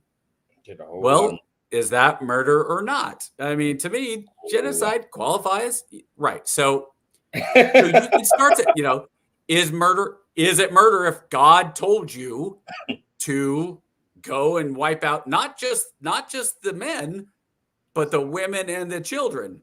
Go all Anakin Skywalker on them, the women and the children too. In fact, if I remember my Bible history, it wasn't just the men and the women and the children. It was the cattle too. Yeah. It was all of it. Okay, so right and wrong. I think that there is right and wrong. There's good and evil. Yeah. And when you're talking about life, liberty, and the pursuit of happiness, I believe that is what we want in America. And KJ, you've got about 3 minutes before we stop. So we're actually good. We can keep rolling. I'm gonna cut this. Okay. Yeah, we're gonna roll to 2 hours today. Okay. We got time. So life, liberty, to me, life, liberty, and the pursuit of happiness, and the Constitution of the United States, while not perfect, while flawed at its inception, while the writers were hypocrites in their own rights, although, again, going back historically, it didn't matter to them because, hey, I'm a slave owner, but life, liberty, and pursuit of happiness. Yeah, man. But you have slaves. Yeah, so does everybody else. What's your point? Right? Including the Africans that we got them from. We got them from Africa. And the Africans had slaves, and the Arabs had slaves, and all the way back. And we've talked about slavery historically. So there's a point where in America, you have to look at where we are, where we're going. We cannot change the history. All we can do is learn from history. And to me, when we accept evil in the name of good, that is where we begin down the path towards destruction as a country, as a society. Now, I'm going to go religious here for a minute. Most of you guys, if you see this, and KJ, I want you to cut this so I can post this on Twitter for my LDS guys. Okay, yes. LDS. I'm Mormon, the Church of Jesus Christ of Latter-day Saints, right? We have the Book of Mormon that goes along with the Bible. If you don't know anything there, you can feel free to go look it up. But here's a cycle that you see throughout the Book of Mormon is that the people start to do well. And they start to farm and things are going well and there's peace in the land and they start making money. And I appreciate that, Liberty. I really do appreciate that. And so as they start to do the right things and do well, they start to get full of themselves. They start to ignore the poor. They start to say, hey, we're the best. Our enemies over there, they can't touch us.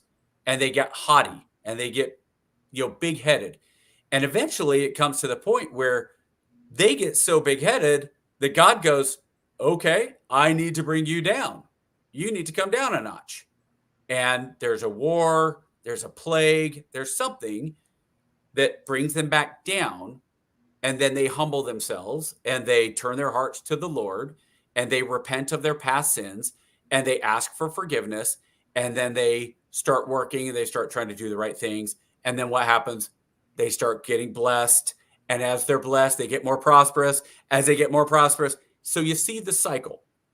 Now, if you're LDS and you look at America, that's the cycle. Now, this cycle happens with the Book of Mormon. The Book of Mormon is about over 1,000 years, from 600 BC to about 480. And you see the cycle go through a few times. Well, the United States of America has been around for close to 250 years. That cycle, we are in that cycle. We are right now in America. We're at a place where we are the most prosperous.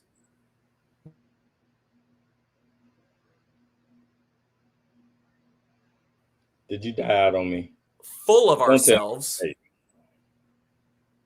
We think we are the greatest of the great, and not only, and that can be true. That can be true. I believe we are the greatest nation on earth because of the Constitution, but it doesn't mean that we don't do things wrong and that we don't have errors. But if we continue to think that we are better and that we can't improve and we can't take care of our poor and we can't do the things that are righteous, meaning such as protect the unborn, to me, that's where we are going to lose those blessings. And if you're not religious and you think it's full of it, that's fine. I appreciate you. Great. I do. I worry that we are going towards the path of Sodom and Gomorrah. And what I mean by that is when Abraham showed up to Sodom and Gomorrah, I believe it was Abraham. Man, if it's not Abraham, people are going to start freaking out. You're a champion, you don't know this stuff. Look, I'm not a biblical scholar, okay? But Abraham shows up at the city, and he wants to go in, and he knows that like the crowds are like, hey, let him know us. Hey, meaning we want the stranger in there. We want to have a little bit of fun, right? Okay. So Abraham goes out and he says, and the Lord tells him, I am going to destroy Sodom and Gomorrah, right? And this is why another thing I think people, they go, well, God is God and he's unchanging. Really? Because Abraham said, watch it be Moses. No, I'm pretty sure it was Abraham, though. Abraham says to the Lord, hey, if I can find 50 righteous men in Sodom and Gomorrah, will you hold off on destroying it? And God said, sure. 50? Go for it. And he goes in and he can't find 50 men. So what's he do? He comes back. He goes, I might have overstated 50. What if I could find 20? And don't get on me for the numbers. I understand it might have been 10. Anyway. Yeah. And then the Lord says, yeah, go forth and find me 20 and I'll spare the city. Cool. And he goes in and he comes back and says, I couldn't find 20. 10? Lord says, go for it. Comes back 5. Go for it. And he's like, yeah, I really don't want this city destroyed. And the Lord says, well, tell you what, go in. There's one dude who's pretty righteous. Go in there. Dude's name is Lot. Go find him. And that's, if I remember right, that's when he went in, found Lot, says, dude, hey, I've been told by the Lord, you're this righteous dude. You've got the blessing of heaven because I'm here to help you, GTFO. And Lot says, cool. But hey, once we leave, don't be looking back because that is done.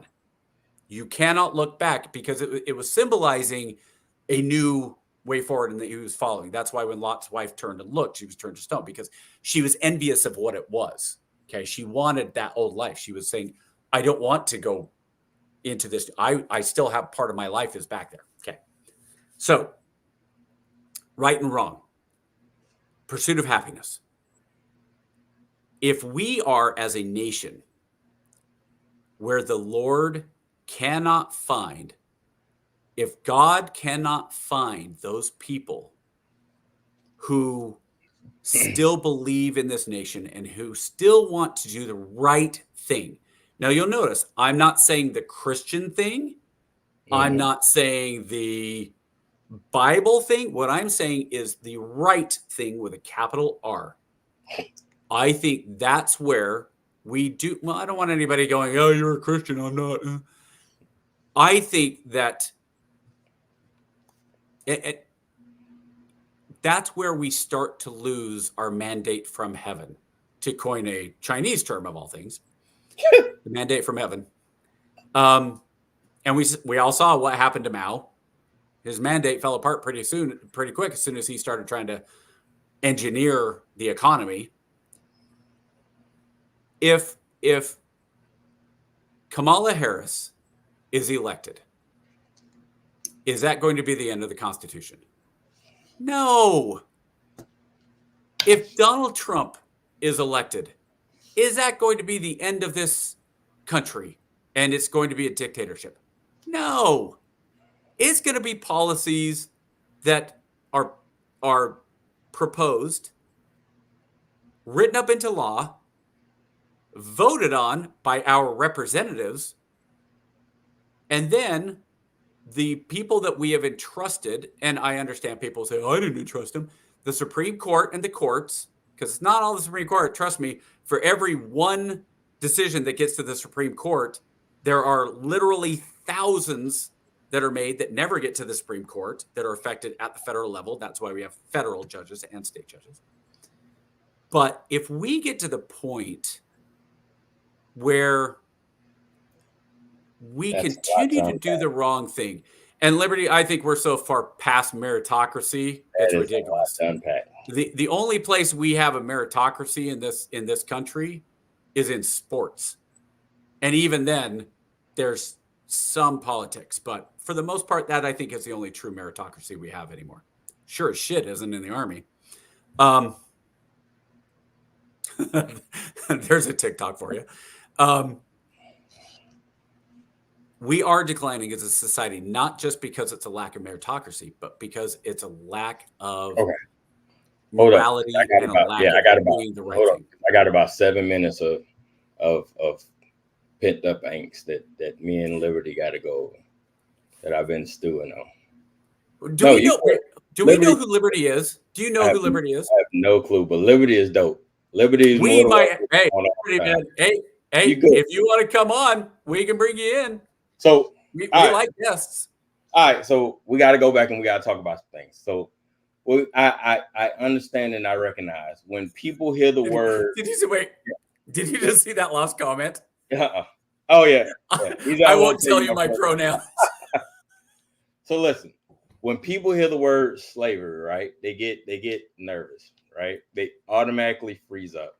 They say, "Oh God, here we go, slavery. Oh, it was so long." While you're doing that, I'm gonna go make sure potentially sick raptor is in bed. Yeah, and I want to hear it. I will go back and. No, you're good, man. Go ahead. Listen to all this, but I got to make sure she's in bed. No, you're good, man. Go ahead. So when we hear that word slavery, people have a tendency to say, "Oh well, that was so long ago," and we why are we still talking about that? And what happened back then doesn't really affect us, and this, that, and the other. In a sense, for the most part, you're right. But here's where the problem lies. If we don't get comfortable talking about these things, right? There's no way of hiding the things that happen, right? We recognize and we understand that was a dark part in our country's history. And for better or for worse, the shit sucked for one group of people, and it didn't. And what I was bringing up in that moment, in terms of life, liberty, and the pursuit of happiness, wasn't to justify it, but what I was talking about, and I'll get to that, definitely. And what I was saying is, at that time in history, the term life, liberty, and pursuit of happiness wasn't given. It wasn't a pillar to all of Americans. It wasn't. And even though you had Americans who were willingly giving their life for the freedom of the country, they still weren't allowed to partake on the pillars that were established for the country. So that was my point in bringing up slavery. It wasn't to belabor none of that. Yeah, that. So I just wanted to clarify that on what that meant and why that was bringing up. So now that we on that basis, we can kind of move forward, and then I got to come all the way back up. So when we talk about all that stuff, so all of that, right? So we talk about people being victims and this, that, and the other. Yeah, absolutely, right?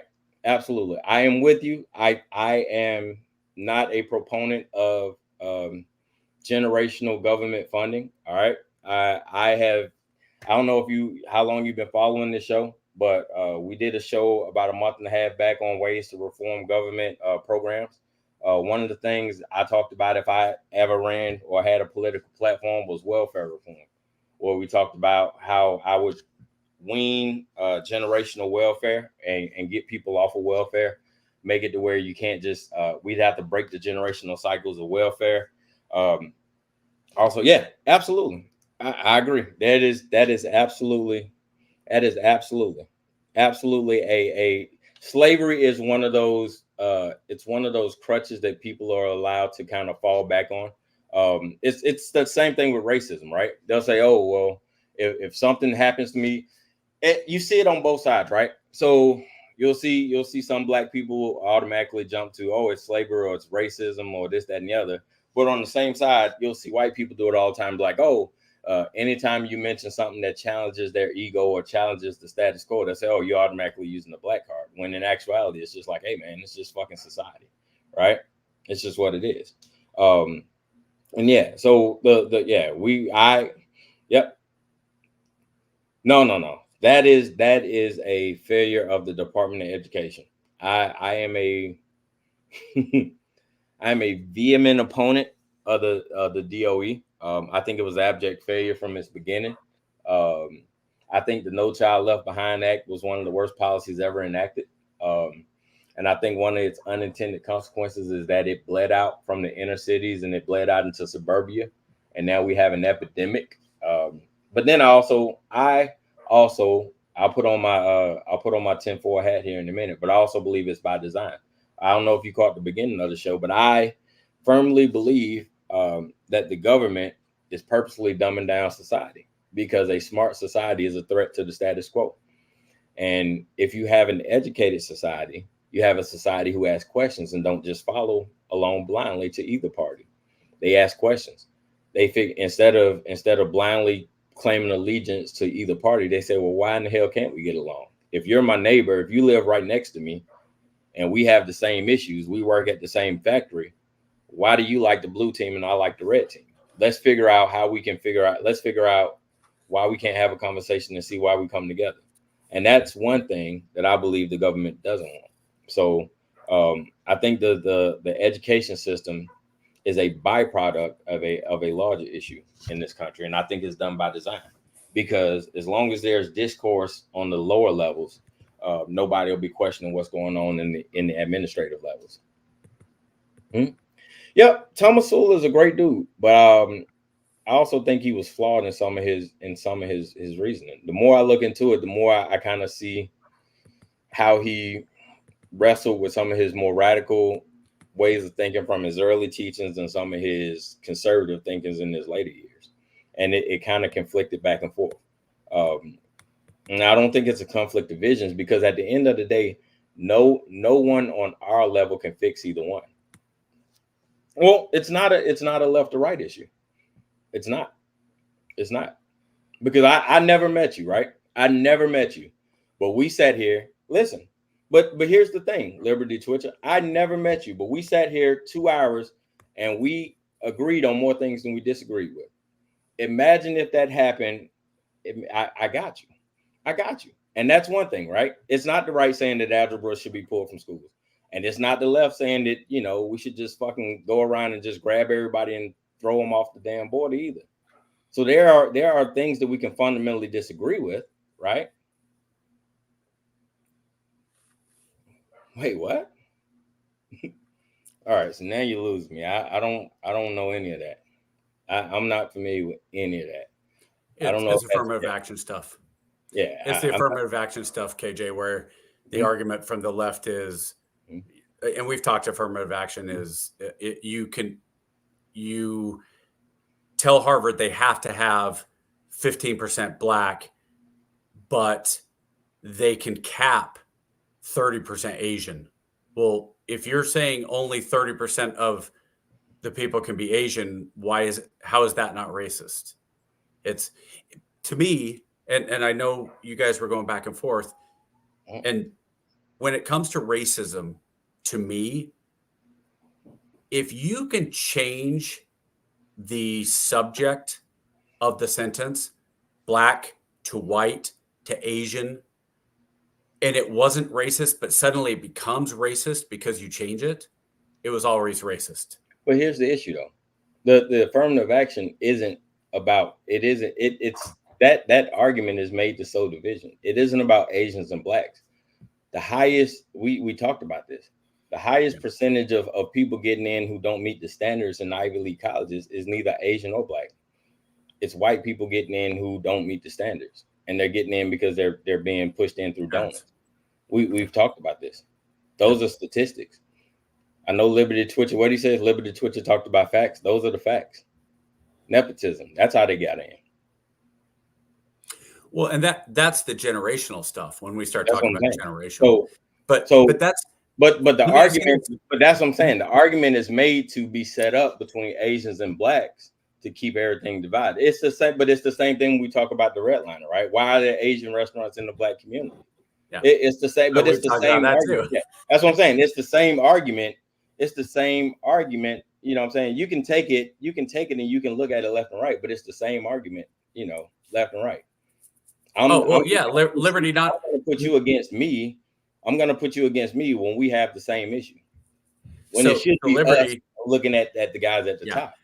So Liberty's making an argument about the SCOTUS decision and affirmative action, which is interesting because the really interesting part was it excluded military academies that said they can absolutely have limits on Asians and quotas for in the military academy? Latino and it specifically excluded military that could be, so the military can be actively racist where other colleges can't when it comes to admissions. I thought that was a really interesting part.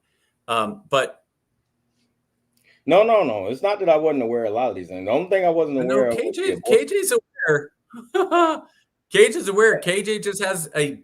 I assure you, Liberty Twitcher, a lot of these things that you're talking about, I am astutely aware. So, and I'm able to call bullshit on a lot of it. So, well, and let's the numbers on the abortion thing, I will give you that. But the rest of that stuff, no, Asian achievement is not under attack. Again, Liberty Twitcher, it is not under. Okay, hold on. So now we're getting. You're saying it's under the guise of. You're saying it's under the guise of African Americans. It's not African Americans attacking. That's not us doing that. You're saying it's an Asian. You're saying it's an African. You're saying it's an affirmative action issue. It's not. African Americans are not pounding on the doors of Congress saying, "Oh shit, there's too many Asian Americans getting into Ivy League schools." It's not. Who is? But KJ, who is? But it's not. It's not. No, but hold on. Who is though? Who? That is. But again, we've had this conversation. We've had that conversation. Beware of the white liberal calling themselves an ally. We've talked about this, but we've had this conversation. What do they do? But again, we've had this conversation. What do? They will go on behalf of the blacks. They'll go on behalf of the blacks, and they'll say, "Hey, we're fighting for the blacks." And the black people are like, "Yo, we're good. We don't need nobody fighting. We don't need an ally." And then what you'll have what we have in this conversation right here, where Liberty Twitcher is like, "Oh, well, the blacks are against the Asians." We don't give a fuck, man. We struggle just like you struggle to get into damn Princeton. We get it. I get it. That ain't got shit to do with us. That's not us. The black caucus are not there. We're not punishing it. That's a white liberal issue, pushing affirmative action. That's not black caucus pushing that. Those are white liberals pushing the issue. And the issue is the SCOTUS decision. The SCOTUS decision was made to protect the nepotism in the Ivy Leagues. It wasn't made to protect the Asians or the blacks or the Hispanics. It wasn't. It was made to protect nepotism. Well, yeah. I don't know if I agree with that because the decision was not limited only to Ivy League. That was a very wide range. It actually started, I believe, with the University of Michigan. And you can argue and say, well, there's still the admissions and all that. But you know what the enrollment? Ultimately, you know what the enrollment rate for PWIs are for African Americans? PWI, people with predominantly white institutions. Oh, okay. No idea. Less than 8%, my brother. Can I? Okay. When I tell you, KJ, I want to say no. What I'm saying, when I tell you that's not our fight. But KJ, here's okay. So here's part of my, and I'm guessing Liberty would actually. No, it's not racism. It's preference. It's not racism. No, hold on. It's preference. But hold on. It's preference. He's saying, why is it racist? Yeah, no, he's saying, why is that? Why is it 8% in PWIs? Because KJ, we choose not. Those aren't schools that interest us.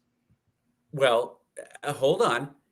The percentage of blacks that go to college is lower than the general population writ large, right? 13 point whatever percent of African Americans in the country, it's 13.8%, whatever, right? What is the percentage? Where you getting those stats from? No. Of all of America, what percentage are black? 13%. Yes. That's what I'm saying. Okay. So now my question is, what percentage of blacks nationwide go to college? 70%. 47% of black African American males go to college. So out of those 47%, 32% graduate. Out of black females, 67% of black females start college. Out of that 67%, 57% of those black females graduate college. Okay. So if you're talking though, what percentage did you say? You said 66% of black females go to college, and what was the male? Hold on. 30, I think it's 37, 47, somewhere around there. I have to go back. Okay, so if you look at the difference, so if it's plus 50%, if it's plus 16%, that's 66 minus on the males, same number. So you're talking about what test are you referring to? What test are you referring to, Liberty? Hold on. Go ahead. So you're saying about 50% of African Americans in this country go to college, right? Roughly, yes. Roughly. So if you're saying the general population of America is 13, let's make it an even number, 14%, right? Sure, I'll call it 14. 14%. And half of those people go to college. What percentage is that? 7. Sure. Right? I agree with that. Yeah. So if predominantly white institutions have 8% that are black, that's actually higher. I don't know how the numbers would even work there, honestly. No. You're talking about 7%. 7% of the population spread amongst all the universities in the United States. PWIs, HBCUs, tech schools, trade schools, community colleges, military. But what I'm saying is if 7% of the black community goes to college in that time frame between 19 and 24 years old, somewhere in there, right? On average, plus or minus. If the predominantly white schools nationwide have 8%, I don't know how that works. Statistically, the statistics of that seem wonky to me. Let's look it up. It's like Handy Mandy says. We can look that up. Okay. So ultimately, here's what it comes down. There becomes the racist part, right? I don't think that if you say, and you'll admit this, but if you say this, if you say it, you'd be fine. If I say it, I'm a racist. If Bill Cosby says it, he's a rapist. I'm sorry. He's an outcast in the black community. But Bill Cosby in the 90s came out and he's like, look, if we want to get ahead as a black community, we need to start teaching our kids the proper way to speak. They need to pull their pants up. They need to stop doing the wrong things. Ironic from the messenger. That's how you do it. The parents, you need to be involved with your kids. We need to have 2 parents in the house. And Bill Cosby got killed by the black community. Liberty's even on though ChatGPT. even though what he was saying was absolutely true. The number one indicator of success is that you have 2 parents in the household. What are we looking at? This is based on the survey, and I don't know. I mean, we've had so small. I yeah, can't. we've had our issues on surveys before. So according to this, I can't read that. But. I got you. I'll read it to you. It says according to this, based off of a survey, in 2020, 36% of the 18 to 24-year-old black population were enrolled in college compared to 40% of the overall U.S. population. Since fall 2010, black student enrollment has declined from 3 million to 2.38 million, a 22% decrease. Undergrad enrollment, blah, blah, blah, blah, blah, yeah. Says black students are most likely to attend public versus private institutions. All that just to say. Yeah, all that's physics. Yeah. So it said that 35% ish, correct, of black individuals, which is where I was at, go to college, right? Okay. Well, if the general black population is 14%, we aren't liberal. And we aren't 1/3. Liberal. Oh, hey, Liberty, I'm more conservative than 99% of the people out there. But I try to understand both sides of the argument and try to argue it from and KJ is slightly middle left. He put it back slightly little. My 15-year-old just found our emergency cash stash, and he's like, "Oh, she about to hit you up." I'm looking for mine. Well, that's not yours. Put it back. Yeah, I was looking for mine. Put it back. So, and don't take any. So I just don't know how the numbers work out there, though. If it's 14% of the population is black, and one third of the population goes to college, that should be somewhere around 4.5% of the population. So hold on. So according to ChatGPT, but if you're saying predominantly white institutions are at 8%, the numbers seem wonky too. According to ChatGPT, approximately 86% of the black undergraduate students in the U.S. attend predominantly white institutions. This figure is based on data showing that most black students are enrolled in institutions where white students make up the majority of the student population, which is pretty much every college. Sure. I mean, but that doesn't really tell much. Yeah, I was going to say blacks are a minority population in the country. Yeah, that doesn't really tell much. So my problem I would have to dig in. I would have to dig into the data a little bit. Yeah, the numbers don't work there. But here's part of the problem, though, and I want to go back to Liberty, and this is part of what I think his argument is, and I personally agree with this argument. He won't agree with, because you and I have talked about some of the systematic, some of the generational effects, right? So if you look back historically, Asians and blacks, comparable, if not equal, probably comparable, but not equal, as far as harsh treatment in the early 1800s. I think it's arguable that blacks were obviously probably still underneath Asians, but nobody was giving Asians any real benefit of the doubt, right? There were laws against Asians. Yeah, I mean, there were real issues. That would be semantics, of course. Yeah. So I think the argument from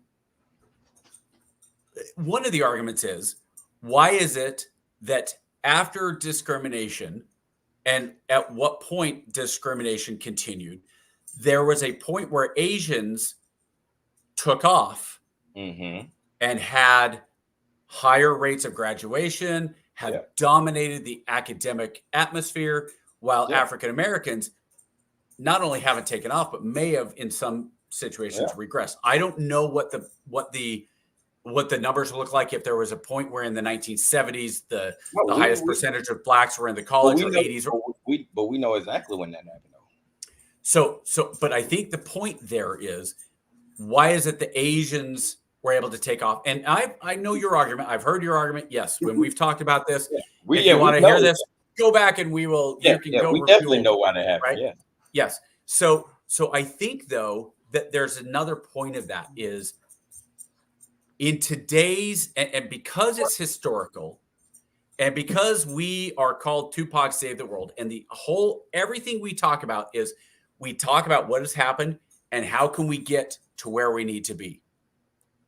To me, the solution that we can control, and the only one we control as individuals, is self-education. Absolutely. I cannot, and we have the tools right now. This generation, I have a 15-year-old son who doesn't know what it's like not to have every piece of data at his fingertips that essentially is in the history of the world. So there is a point where ignorance is going to not be an option anymore for the vast majority of Americans. Now, given you still have issues with things like crappy public schools, crappy inner city schools versus private schools, you're going to have all those. And no matter what, you're never going to have equity. There's a difference between equity and equality, right? Outcome versus opportunity. And even opportunity, you will never have a perfect across the board. But you try to you try to make the gap smaller. And I think, my opinion, we are at the closest gap that we've ever been historically between whites, blacks, Asians, Latino, whatever. Yep. And that's all we can do. Hold on. So I'm gonna have to push back a little bit on this. So here's the thing, Liberty. Historically, it has been Black people who have been standing in the trenches fighting for Asian rights. The Civil Rights Act of the 1960s included Asian rights. They fought for everybody. It has been historically, and you can go look this up. You can chat GTP it yourself. Easy for you to say. Historically. Yeah, no. We're going to talk about now, because you can't talk about now without talking about before. Because you said, you said, now I'm going to post it. I want to post it, right? Until, what'd you say? Until, where is that? Because we got to go back, because we're not going to do that. We're not going to do that. We're not going to do that. We're not going to do that, my brother. We're not going to do that. What I'm saying, you're sitting back saying that you guys were harmed by affirmative action. Listen, the pie, right? If we do this in a percentage, right? The pie is 100%, right? The pie is 100%. It's not an African American's fault that the Caucasian establishment says we're going to keep 75% of the pie, and we're only going to allow the minorities 25% of the pie, and we're going to allow you guys to fight over that 25% of the pie. Now, out of that 25% of the pie, we're only going to give the African Americans 15%, and we're going to give the Asians 5%, and we're going to give the Mexicans 20% or whatever. And then you come back to me and say, oh, well, why do the blacks get 15% and we only get 5%? Your fight is not with the blacks who are getting 15%. Your fight should be with, why the hell is everybody not equal to the 100% of the pie? So your fight is not with African Americans in affirmative action. Affirmative action is set up to give everyone equal access. My brother, without affirmative action, you would not have a seat at the table. Wait, do we know? No. I'm just assuming. In general. Okay. Yeah, just in general. Like, I don't know what liberty. I don't know what liberty is. It's not you specifically. But without KG, let me ask. Action, hold on. Hold on. Yeah, go ahead. Because without no, it's not. But it's not about your race or your color. I'm talking about in general. Without affirmative action, me too. No, I just no. Either way, Liberty Twitcher, you could be a fucking unicorn at this point, brother. It don't matter. Without affirmative action, you don't have a seat at the table, right? Nobody does. The only person that had a seat at the table, the only person that was allowed to make a decision before affirmative action was the guys that looked like Lance. That was it. But not as handsome. So to sit back and come back and say, oh, well, affirmative action is hurting Asians or it's hurting Latinos, that's simply and empirically not fucking true. It is not. No, I don't agree with the SCOTUS. I think the SCOTUS fucked up, but they're human. They make fucked up decisions sometimes. So, no, I don't. KJ, I need to jump in on something with this argument specifically. Historically, all the way through today, you have never found a majority that has willingly given up that bigger share of the pie, ever. No, and they won't. They won't. And you think China right now is worried that there aren't enough white students in their universities, or Japan isn't worried about air? That's where, again, I look at Liberty, the United States. Liberty, you missed the whole argument. If that's what you took from that, brother, you missed the whole argument. If after everything I said, you think I feel that Asians should be held back, then you missed the whole point of the argument, my brother. So Liberty, KJ and I had this discussion a while ago, and KJ's ultimately what it came down to. And KJ, I don't mean to speak for you. No, you good. Go ahead. KJ's whole thing was, it shouldn't matter if you're white, brown, green, purple. If you got the grades, you should get in. And if you got the grades, you should get in at the cost of some jackass who the only reason he's in is because his dad went there. I agree with that. What neither of us believe is that an Asian kid who scored 1,500 and had a 4.0, I'm just going to say 4.0. Back in the day, it was 4.0. Who had a 4.0 and a 1,500 should be not allowed to go to a college because a different kid got an 1,100 and had a 3.7, but had a different skin color. Neither of us believe that. It's not fair. It should be a meritocracy. Unfortunately, it's not. And and that's where the law should be, I think, at least, and I think KJ it should be a meritocracy, and you shouldn't be able to buy your way to the front of the damn line. That's my point. That's my point.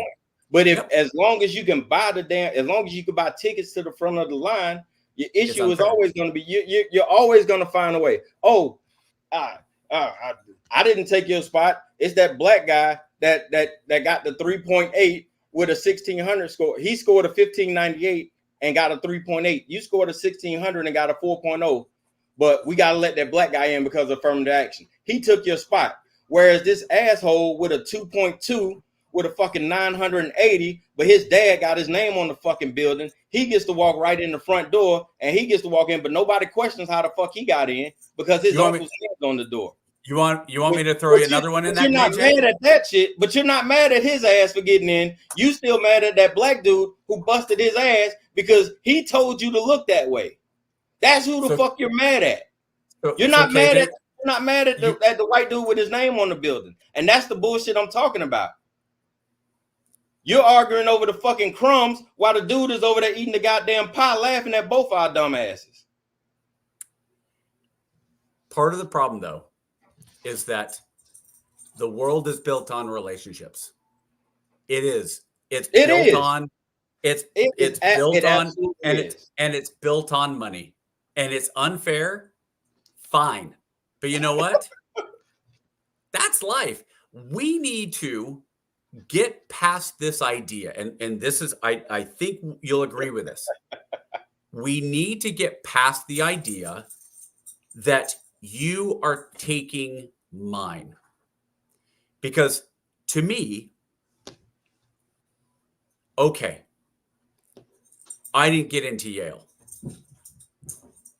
Somebody didn't take my spot. I wasn't good enough for whatever reason. Somebody was better. There is one person in America this year who is the best student. One. That's it. There's lots of the worst, but there's only one, the best. If he decides I'm going to Harvard, he didn't take somebody's spot. He earned it. That's it. But here's the thing. And this is what it comes down to. This year, there's 1,000 new spots for Harvard. Somebody is going to be number 1,001. And if your argument is, well, number 900 got taken by a donor's kid, number 700 got taken by this, and unfair. Okay. But you're always going to have unfairness because 40 of those spots got taken by football players. Now, actually, that's not true because they don't have scholarships there, but Harvard probably took that into account, right? Okay. But the point is that person that's at 1,001 or at 10,001 or at 100,001 student, if that person wants to go to college and get an I'm education, hardly a fan of the Scottish Liberty. Hardly a fan. If they want to get into college, they can. The opportunities in this country, this is where I say, when we're talking about opportunities, this is still the greatest nation. Because if you can come out of a California public school system that has absolutely let you down, has let you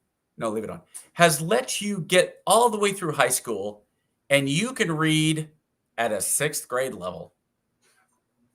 But if you want to go to a community college in California, you can at a extremely discounted price, which is insane. And the first thing they'll do is they will educate you to the level you need to be to begin. They will re-educate you to the level where you should have been to begin with. That's insane. So opportunities are there. So that doesn't mean that the opportunities aren't there for those who want them. Now we can quibble. We can talk about the pie that KJ just said, 100% of the pie. The thing is in America, and this is where my argument about America is, there are an unlimited number of pies in America. There's always an opportunity. When people talk about Bill Gates shouldn't have $86 billion, why not? He didn't steal it from anybody. If you're Bernie Madoff and you stole your billions of dollars from other people, from investors, you should be in jail. And he is. And we can talk about people who haven't gone to jail that should be. We can talk about those all day long. But ultimately, Bill Gates traded a product that he stole, made popular, whatever word I've had, But Bill Gates traded his product for your money. And everybody said, deal. Cool. Your college, you want to go to college? Great. There is an opportunity to go to college no matter where you are. The student loan crap that I don't agree with is there. The way the government's doing it is just stupid. But if my son decides he's not going to study and I'm a single dad and it's just me and him and I've got 4 other kids from 4 different moms that I have to pay. And so we're living on food stamps and I'm out begging on the street and hustling and whatever. And he doesn't want to study. He doesn't want to go to high school, blah, blah, blah. He could still go get a GED study book from the public library. He can go online at the library. He can self-educate himself and he can become educated and he can learn a trade, HVAC, plumbing. He can become a programmer. He can design a video game. He can design the next Flippy Bird and sell it for $1 per person and make more money than I will ever see in my life. And the opportunity, and this is one of the few places that you're able to do it.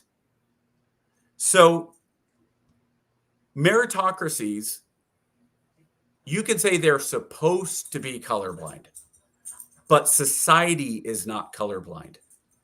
We are not in a utopian.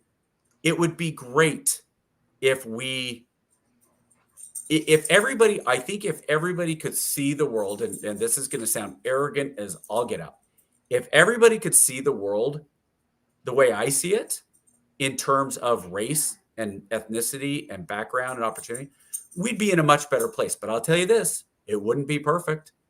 Because if I see somebody who looks like the black female chaplain who tried to end my career, and I have a visceral negative feeling towards that person, even though that's not her, I'm flawed. And I you know what? If they say this is who you're going to work with, it's going to take a lot of time.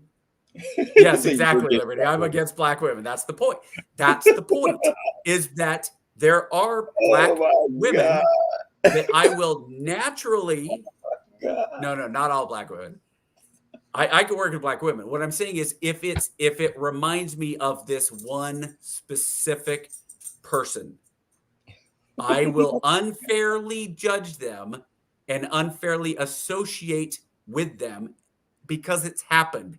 And as soon as it happened, I felt like crap because I realized it wasn't her. And in my own mind, I thought, I just felt anger towards this woman based solely on what she looks like because of my experiences with this other person who I think is a horrible human being. Now, for the most part, I don't see that.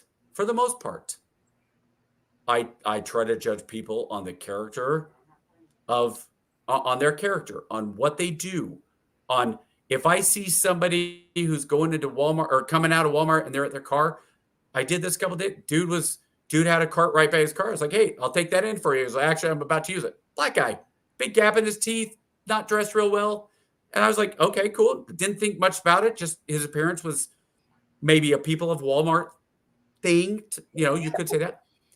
We came out at the same time, almost. He was at his car and I walked up. And this time, you know what was in his cart? The baby seat. Oh. That's why he needed the cart. And that time he took the baby seat out. I said, all right, man, this time you got to let me help you. Because he was having the cart there at first to put the baby seat in. And he was like, yo, man, I really appreciate it. I took it.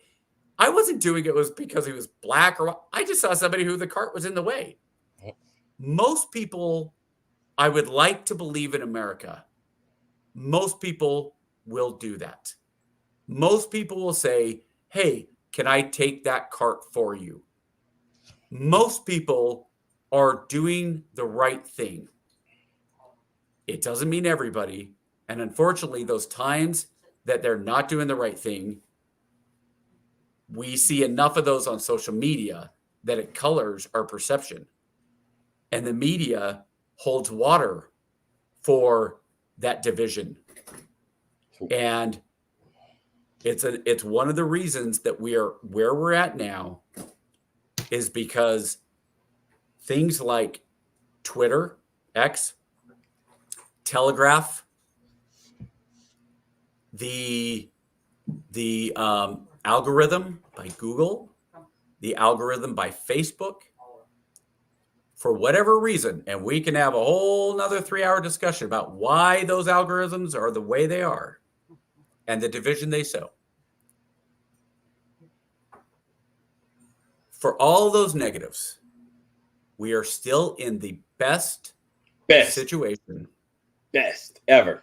Best ever. Best currently. Ever. Now, we're not guaranteed that it will continue to be best ever. That the Constitution we can argue that. Sure. And I love that argument because when people say, well, there's Scandinavian countries that are better. And the first thing you ask is really what makes them better? And then you get into No, we can't argue that. I agree with you 120%. You win that argument every day and twice on Sunday. The people are dumber? Yep. I don't think they're dumber. Society is probably, we are probably as about as dumb as we've ever been in history. Here's the problem. That doesn't hold up statistically. The IQ level has actually gone up. How? Hold on. Before we get to that, hold on. So, Liberty, I just want to address it. So, listen, the question I don't have an issue with I don't have an issue with the decision on SCOTUS. But here's what happens here's what happens with institutions. Whenever a decision is made to take the handcuffs off of an institution and trust them to do the right thing, they every time 100% unequivocally do the wrong thing. So when SCOTUS says, hey, I think we're at a point to where I trust you enough to say you're going to do the right thing, and you're going to look at the test scores, and you're going to judge everything equally and equitably, and you're going to let the best man or the best woman for that position get in, I look at that and I call that bullshit. Because never in the history of our hallowed republic have we ever went by a best man win position. Never, unless we have been forced. So when SCOTUS says, hey, take your hands off, let the best man win, I say bullshit, because I know humans and I know human nature, and human nature just doesn't work that way. So yes, I am colorblind. Yes, I defend meritocracy. And yes, I am against the SCOTUS taking their hands off, because the minute SCOTUS says, hey, okay, we don't have to hold you to a standard, we trust you to do the right thing, it is at that exact moment institutions will absolutely do the wrong thing. I hope that makes sense.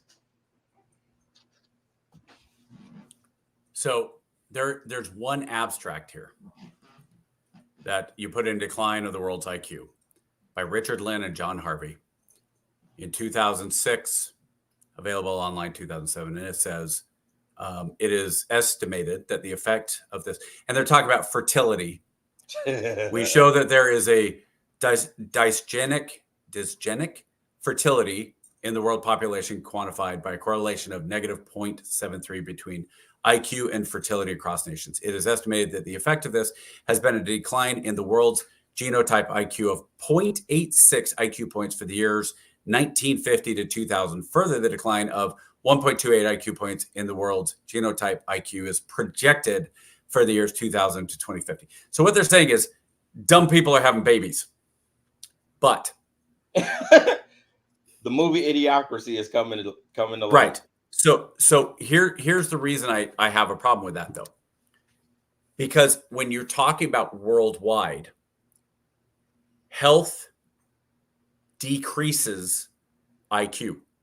If you're unhealthy and you don't have enough food to eat, your IQ goes down. So if you're going by worldwide and you look what we talked about earlier in the 80s, you have worldwide starvation.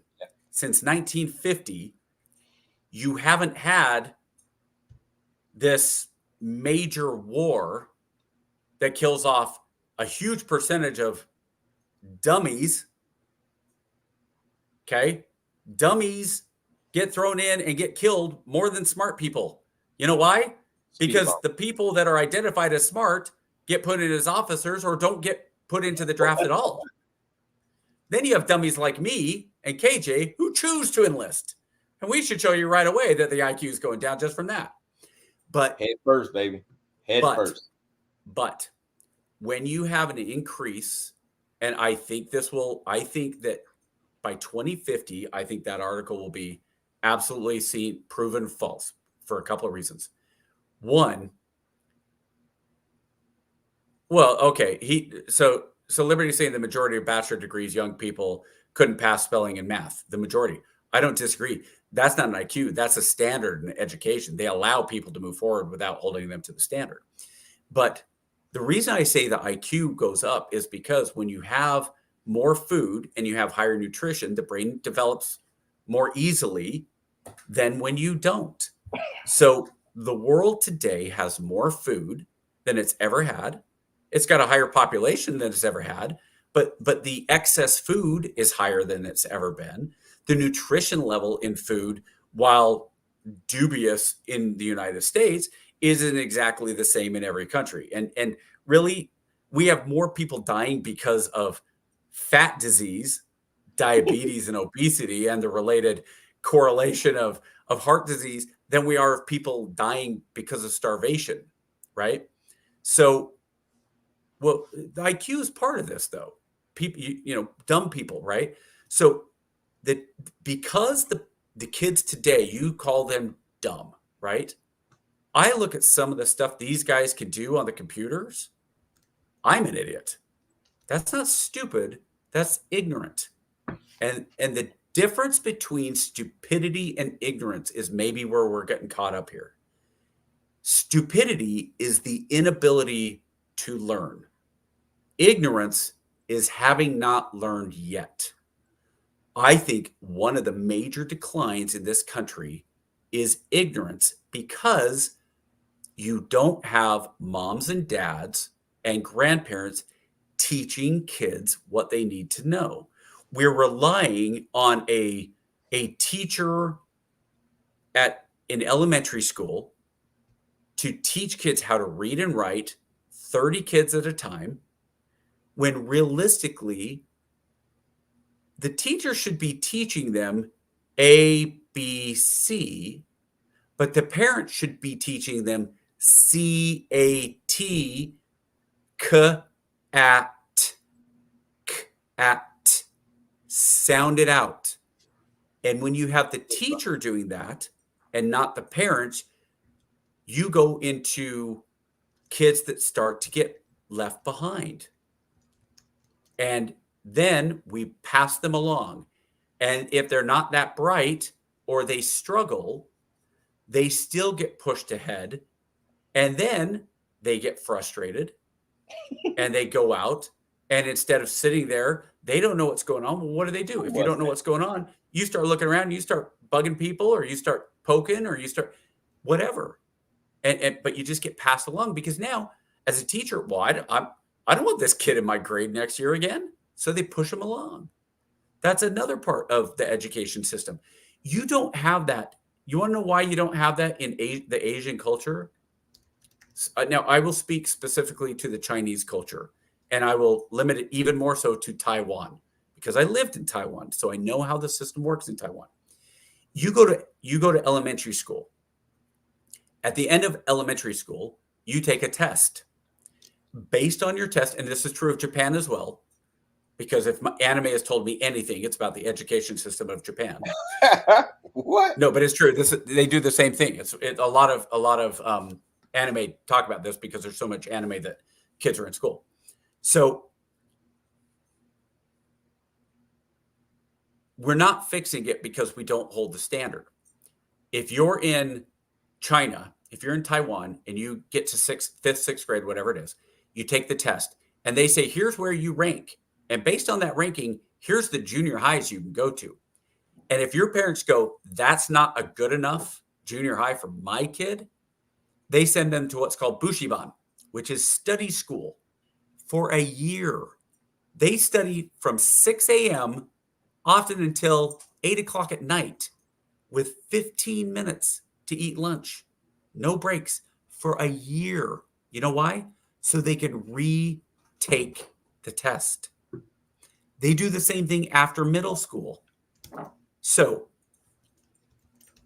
if we want to fix the education system in America and we want to fix this country, part of it is the standards. And so it's not that the left wants to get rid of algebra or that the Republicans don't want to get rid of algebra. It's a different perception of what's important. The left, and I'm going to speak as a generality, the left wants everybody to worry about each other's feelings. It is more important for you to have emotional intelligence if you are on the left side of the aisle. And on the right side of the aisle, it's more important for you to have book smarts. That doesn't mean smart people can't come from the left and dumb people can't come from the right. So it's not a party thing either, because if it was a party thing, then Republicans would say, you know what? We're not going to just keep throwing money at the problem. We're going to when you throw money at the problem, it makes certain people rich. If you don't think Republicans are making money off of the education system just as much as they are off the military complex, the money's there. there's no reason we shouldn't have the highest standards in the world, except that we don't. And you know why? Because we keep voting people in that don't care. And look at right now, our two people who are running for president. One of them, he's been blessed with some form of generational wealth. He's been given the opportunity to fail upwards. He's taken every opportunity he has to fail upwards, and good for him. I think he might be the original Kardashian. Hey, I've asked soldiers, what talents do the Kardashians have? And to a person, they look around like none. I'm like, are you kidding? They're the greatest self-promoters in the history of the world. Kylie Jenner is worth $1 billion. Why? Because ultimately her sister had a sex tape. They promoted. Smart. Kamala Harris. Okay. Without getting into how she started, she's taken advantage of every position she's had. She's won elections based on whatever powers that be that help her out, like any candidate. Nobody does it on their own. Obama didn't become the president because he was the best and brightest and smartest. He had a team that was pushing him upwards and making sure that the other people and roadblocks that were in his way were removed, often through very, very dirty tricks. Kamala Harris, I mean, look, we could very easily be in a situation today if the opponent for DA back in when Kamala Harris was first running for DA, if her opponent was asked during a live debate, they said, Mr. So-and-so, you're running for district attorney. If you win, you've already got this pension from over here because you were a public servant, and you have this pension. If you get hired as the DA, you're going to be making with your pensions double dipping somewhere around $460,000. Are you willing to forego that pension because it will make you essentially one of the richest politicians and the highest paid public servant in the state? And that dummy said, I earned it. It's mine. I'm keeping it. No, I'm not giving it back. That's why he lost. It was literally a 90-second, arguably, a 90-second piece of debate stage where a dude spoke honestly. And they later on asked him, do you regret, after he lost the election, do you regret? He said, no, because I was being honest. Honesty in politics, right? So let's say that dude wins.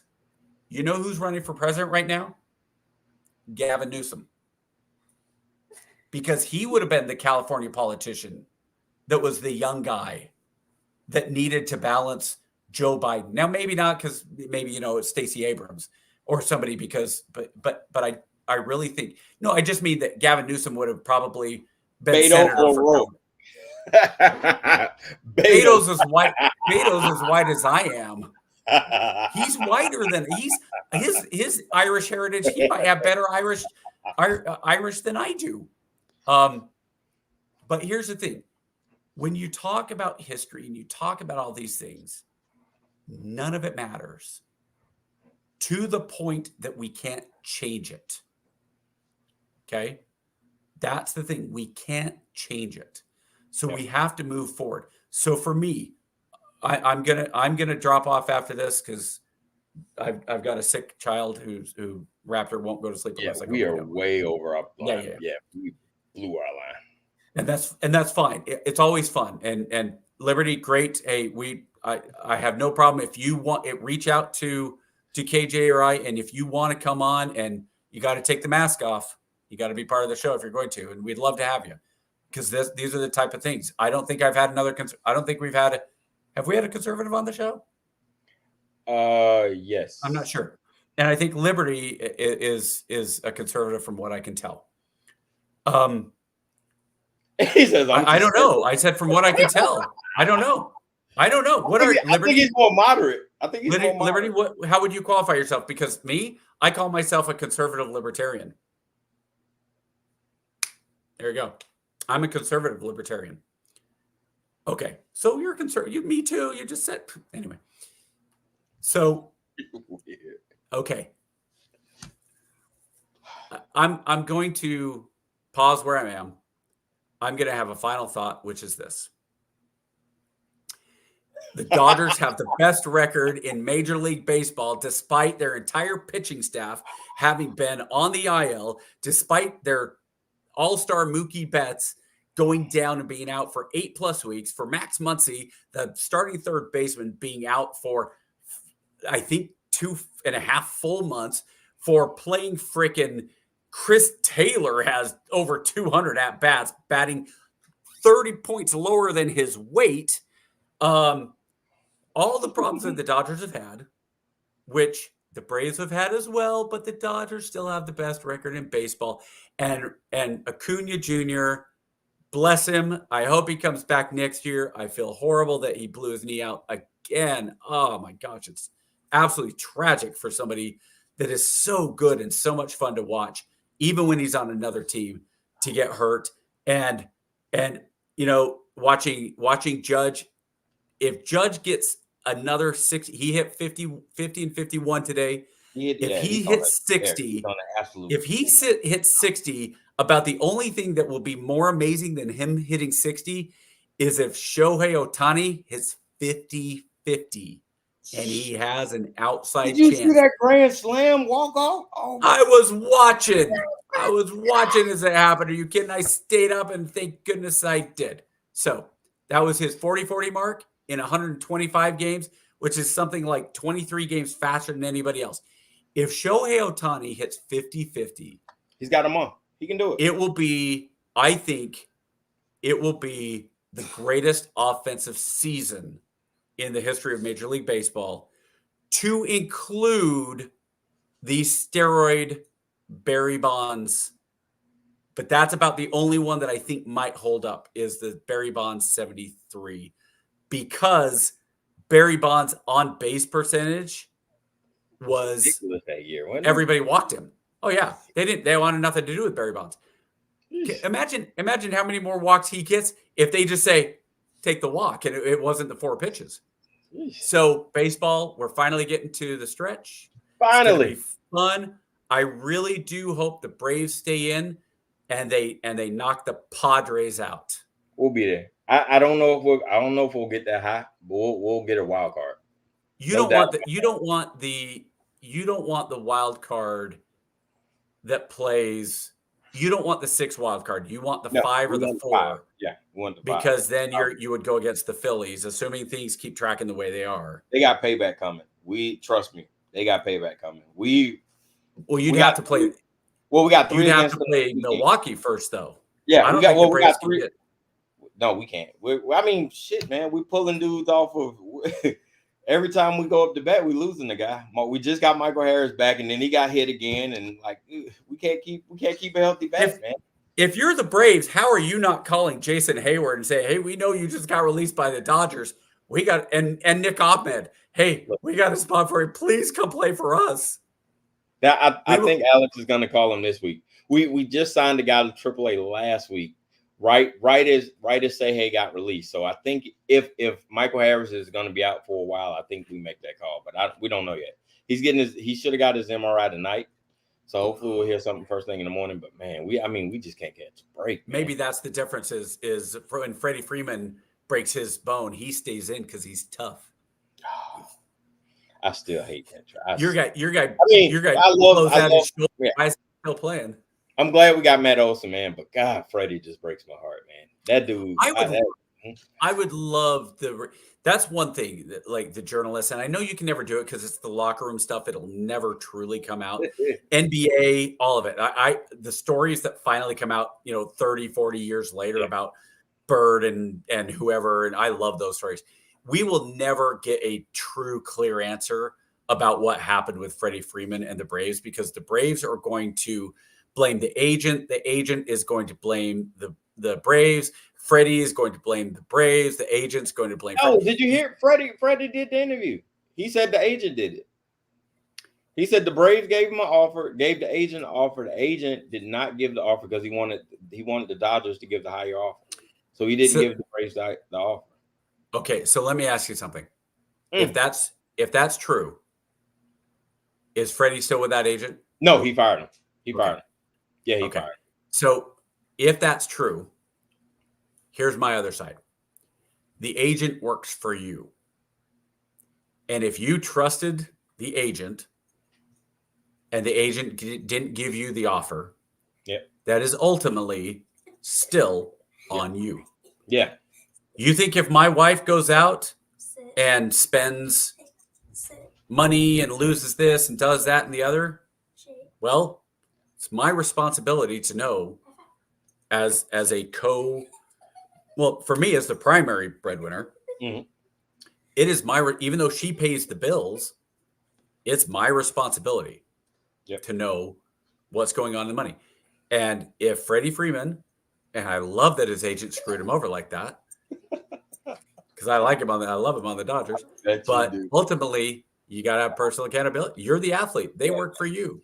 And so, as we go forward, and when we hit the big time, and my agent, I'm going to make sure my agent doesn't do anything, because the most I would ever, if I was a pro athlete, you know what I would do, KJ? What? Especially the way baseball is. I would negotiate with the team on my own, and then I would go out and find a lawyer, and I would pay him an hourly to review the contract and make sure that everything was there that it's supposed to be, and not pay my agent the 5% or whatever fee it is. Oh, wow. Especially if you're NBA, because NBA there's limits with what you can make and what you can do, especially as a draft. If you're the number one draft pick, I'm not paying any. One of the NBA guys did it. I don't remember who it was. And if you're a max guy, like, you think Donovan Mitchell really needs somebody to review the contract? There's certain things that have to be done. If he says, you're going to pay me max, cool, I want the max. Or Jason Tatum. Jason Tatum, he should be going to XYZ lawyer and saying, hey, you charge $500 an hour, so I know you're good. Not the $20 an hour divorce lawyer down the road. So I want somebody who's good. I want to hire you to review this contract. And anybody wants me to go in and endorse Gatorade, how much are you going to pay me? Yep. Hey, XYZ, I need you to review your contract. How many hours did that take you? 4 hours to do the contract? Cool. Here's your $2,000. But ultimately, if the Dodgers are healthy, which they have not been in the last 3 years going into the postseason, despite being the favorites, they have not been healthy, especially their pitching staff. If the Dodgers are healthy, nobody's beating them. Absolute juggernaut, man. That'd be dope though. You guys got a World Series and an Olympics coming. And I just, hopefully the Lakers can pull one off. I don't know. I don't think they can. I'm not from LA. You talk about Olympics. I'm from Salt Lake. Talking about the city and just. We got the Olympics coming to Salt Lake. No, I'm just talking about the city in general. Just thinking like that's the time to be out there, man. All I know is I'm going to get mad if somebody doesn't give me my birthday present of taking me to the Dodgers Braves game. I'm waiting on you. Did you get for what? We're locked in. You said you wanted the standing room only in Truist. We're ready. Oh, well, are we staying with it? Yeah, we'll talk about this offline. Yep, let's. Yep, call me tomorrow. We'll book it in. All right, guys. Same bat time, same bat channel. We are out of here.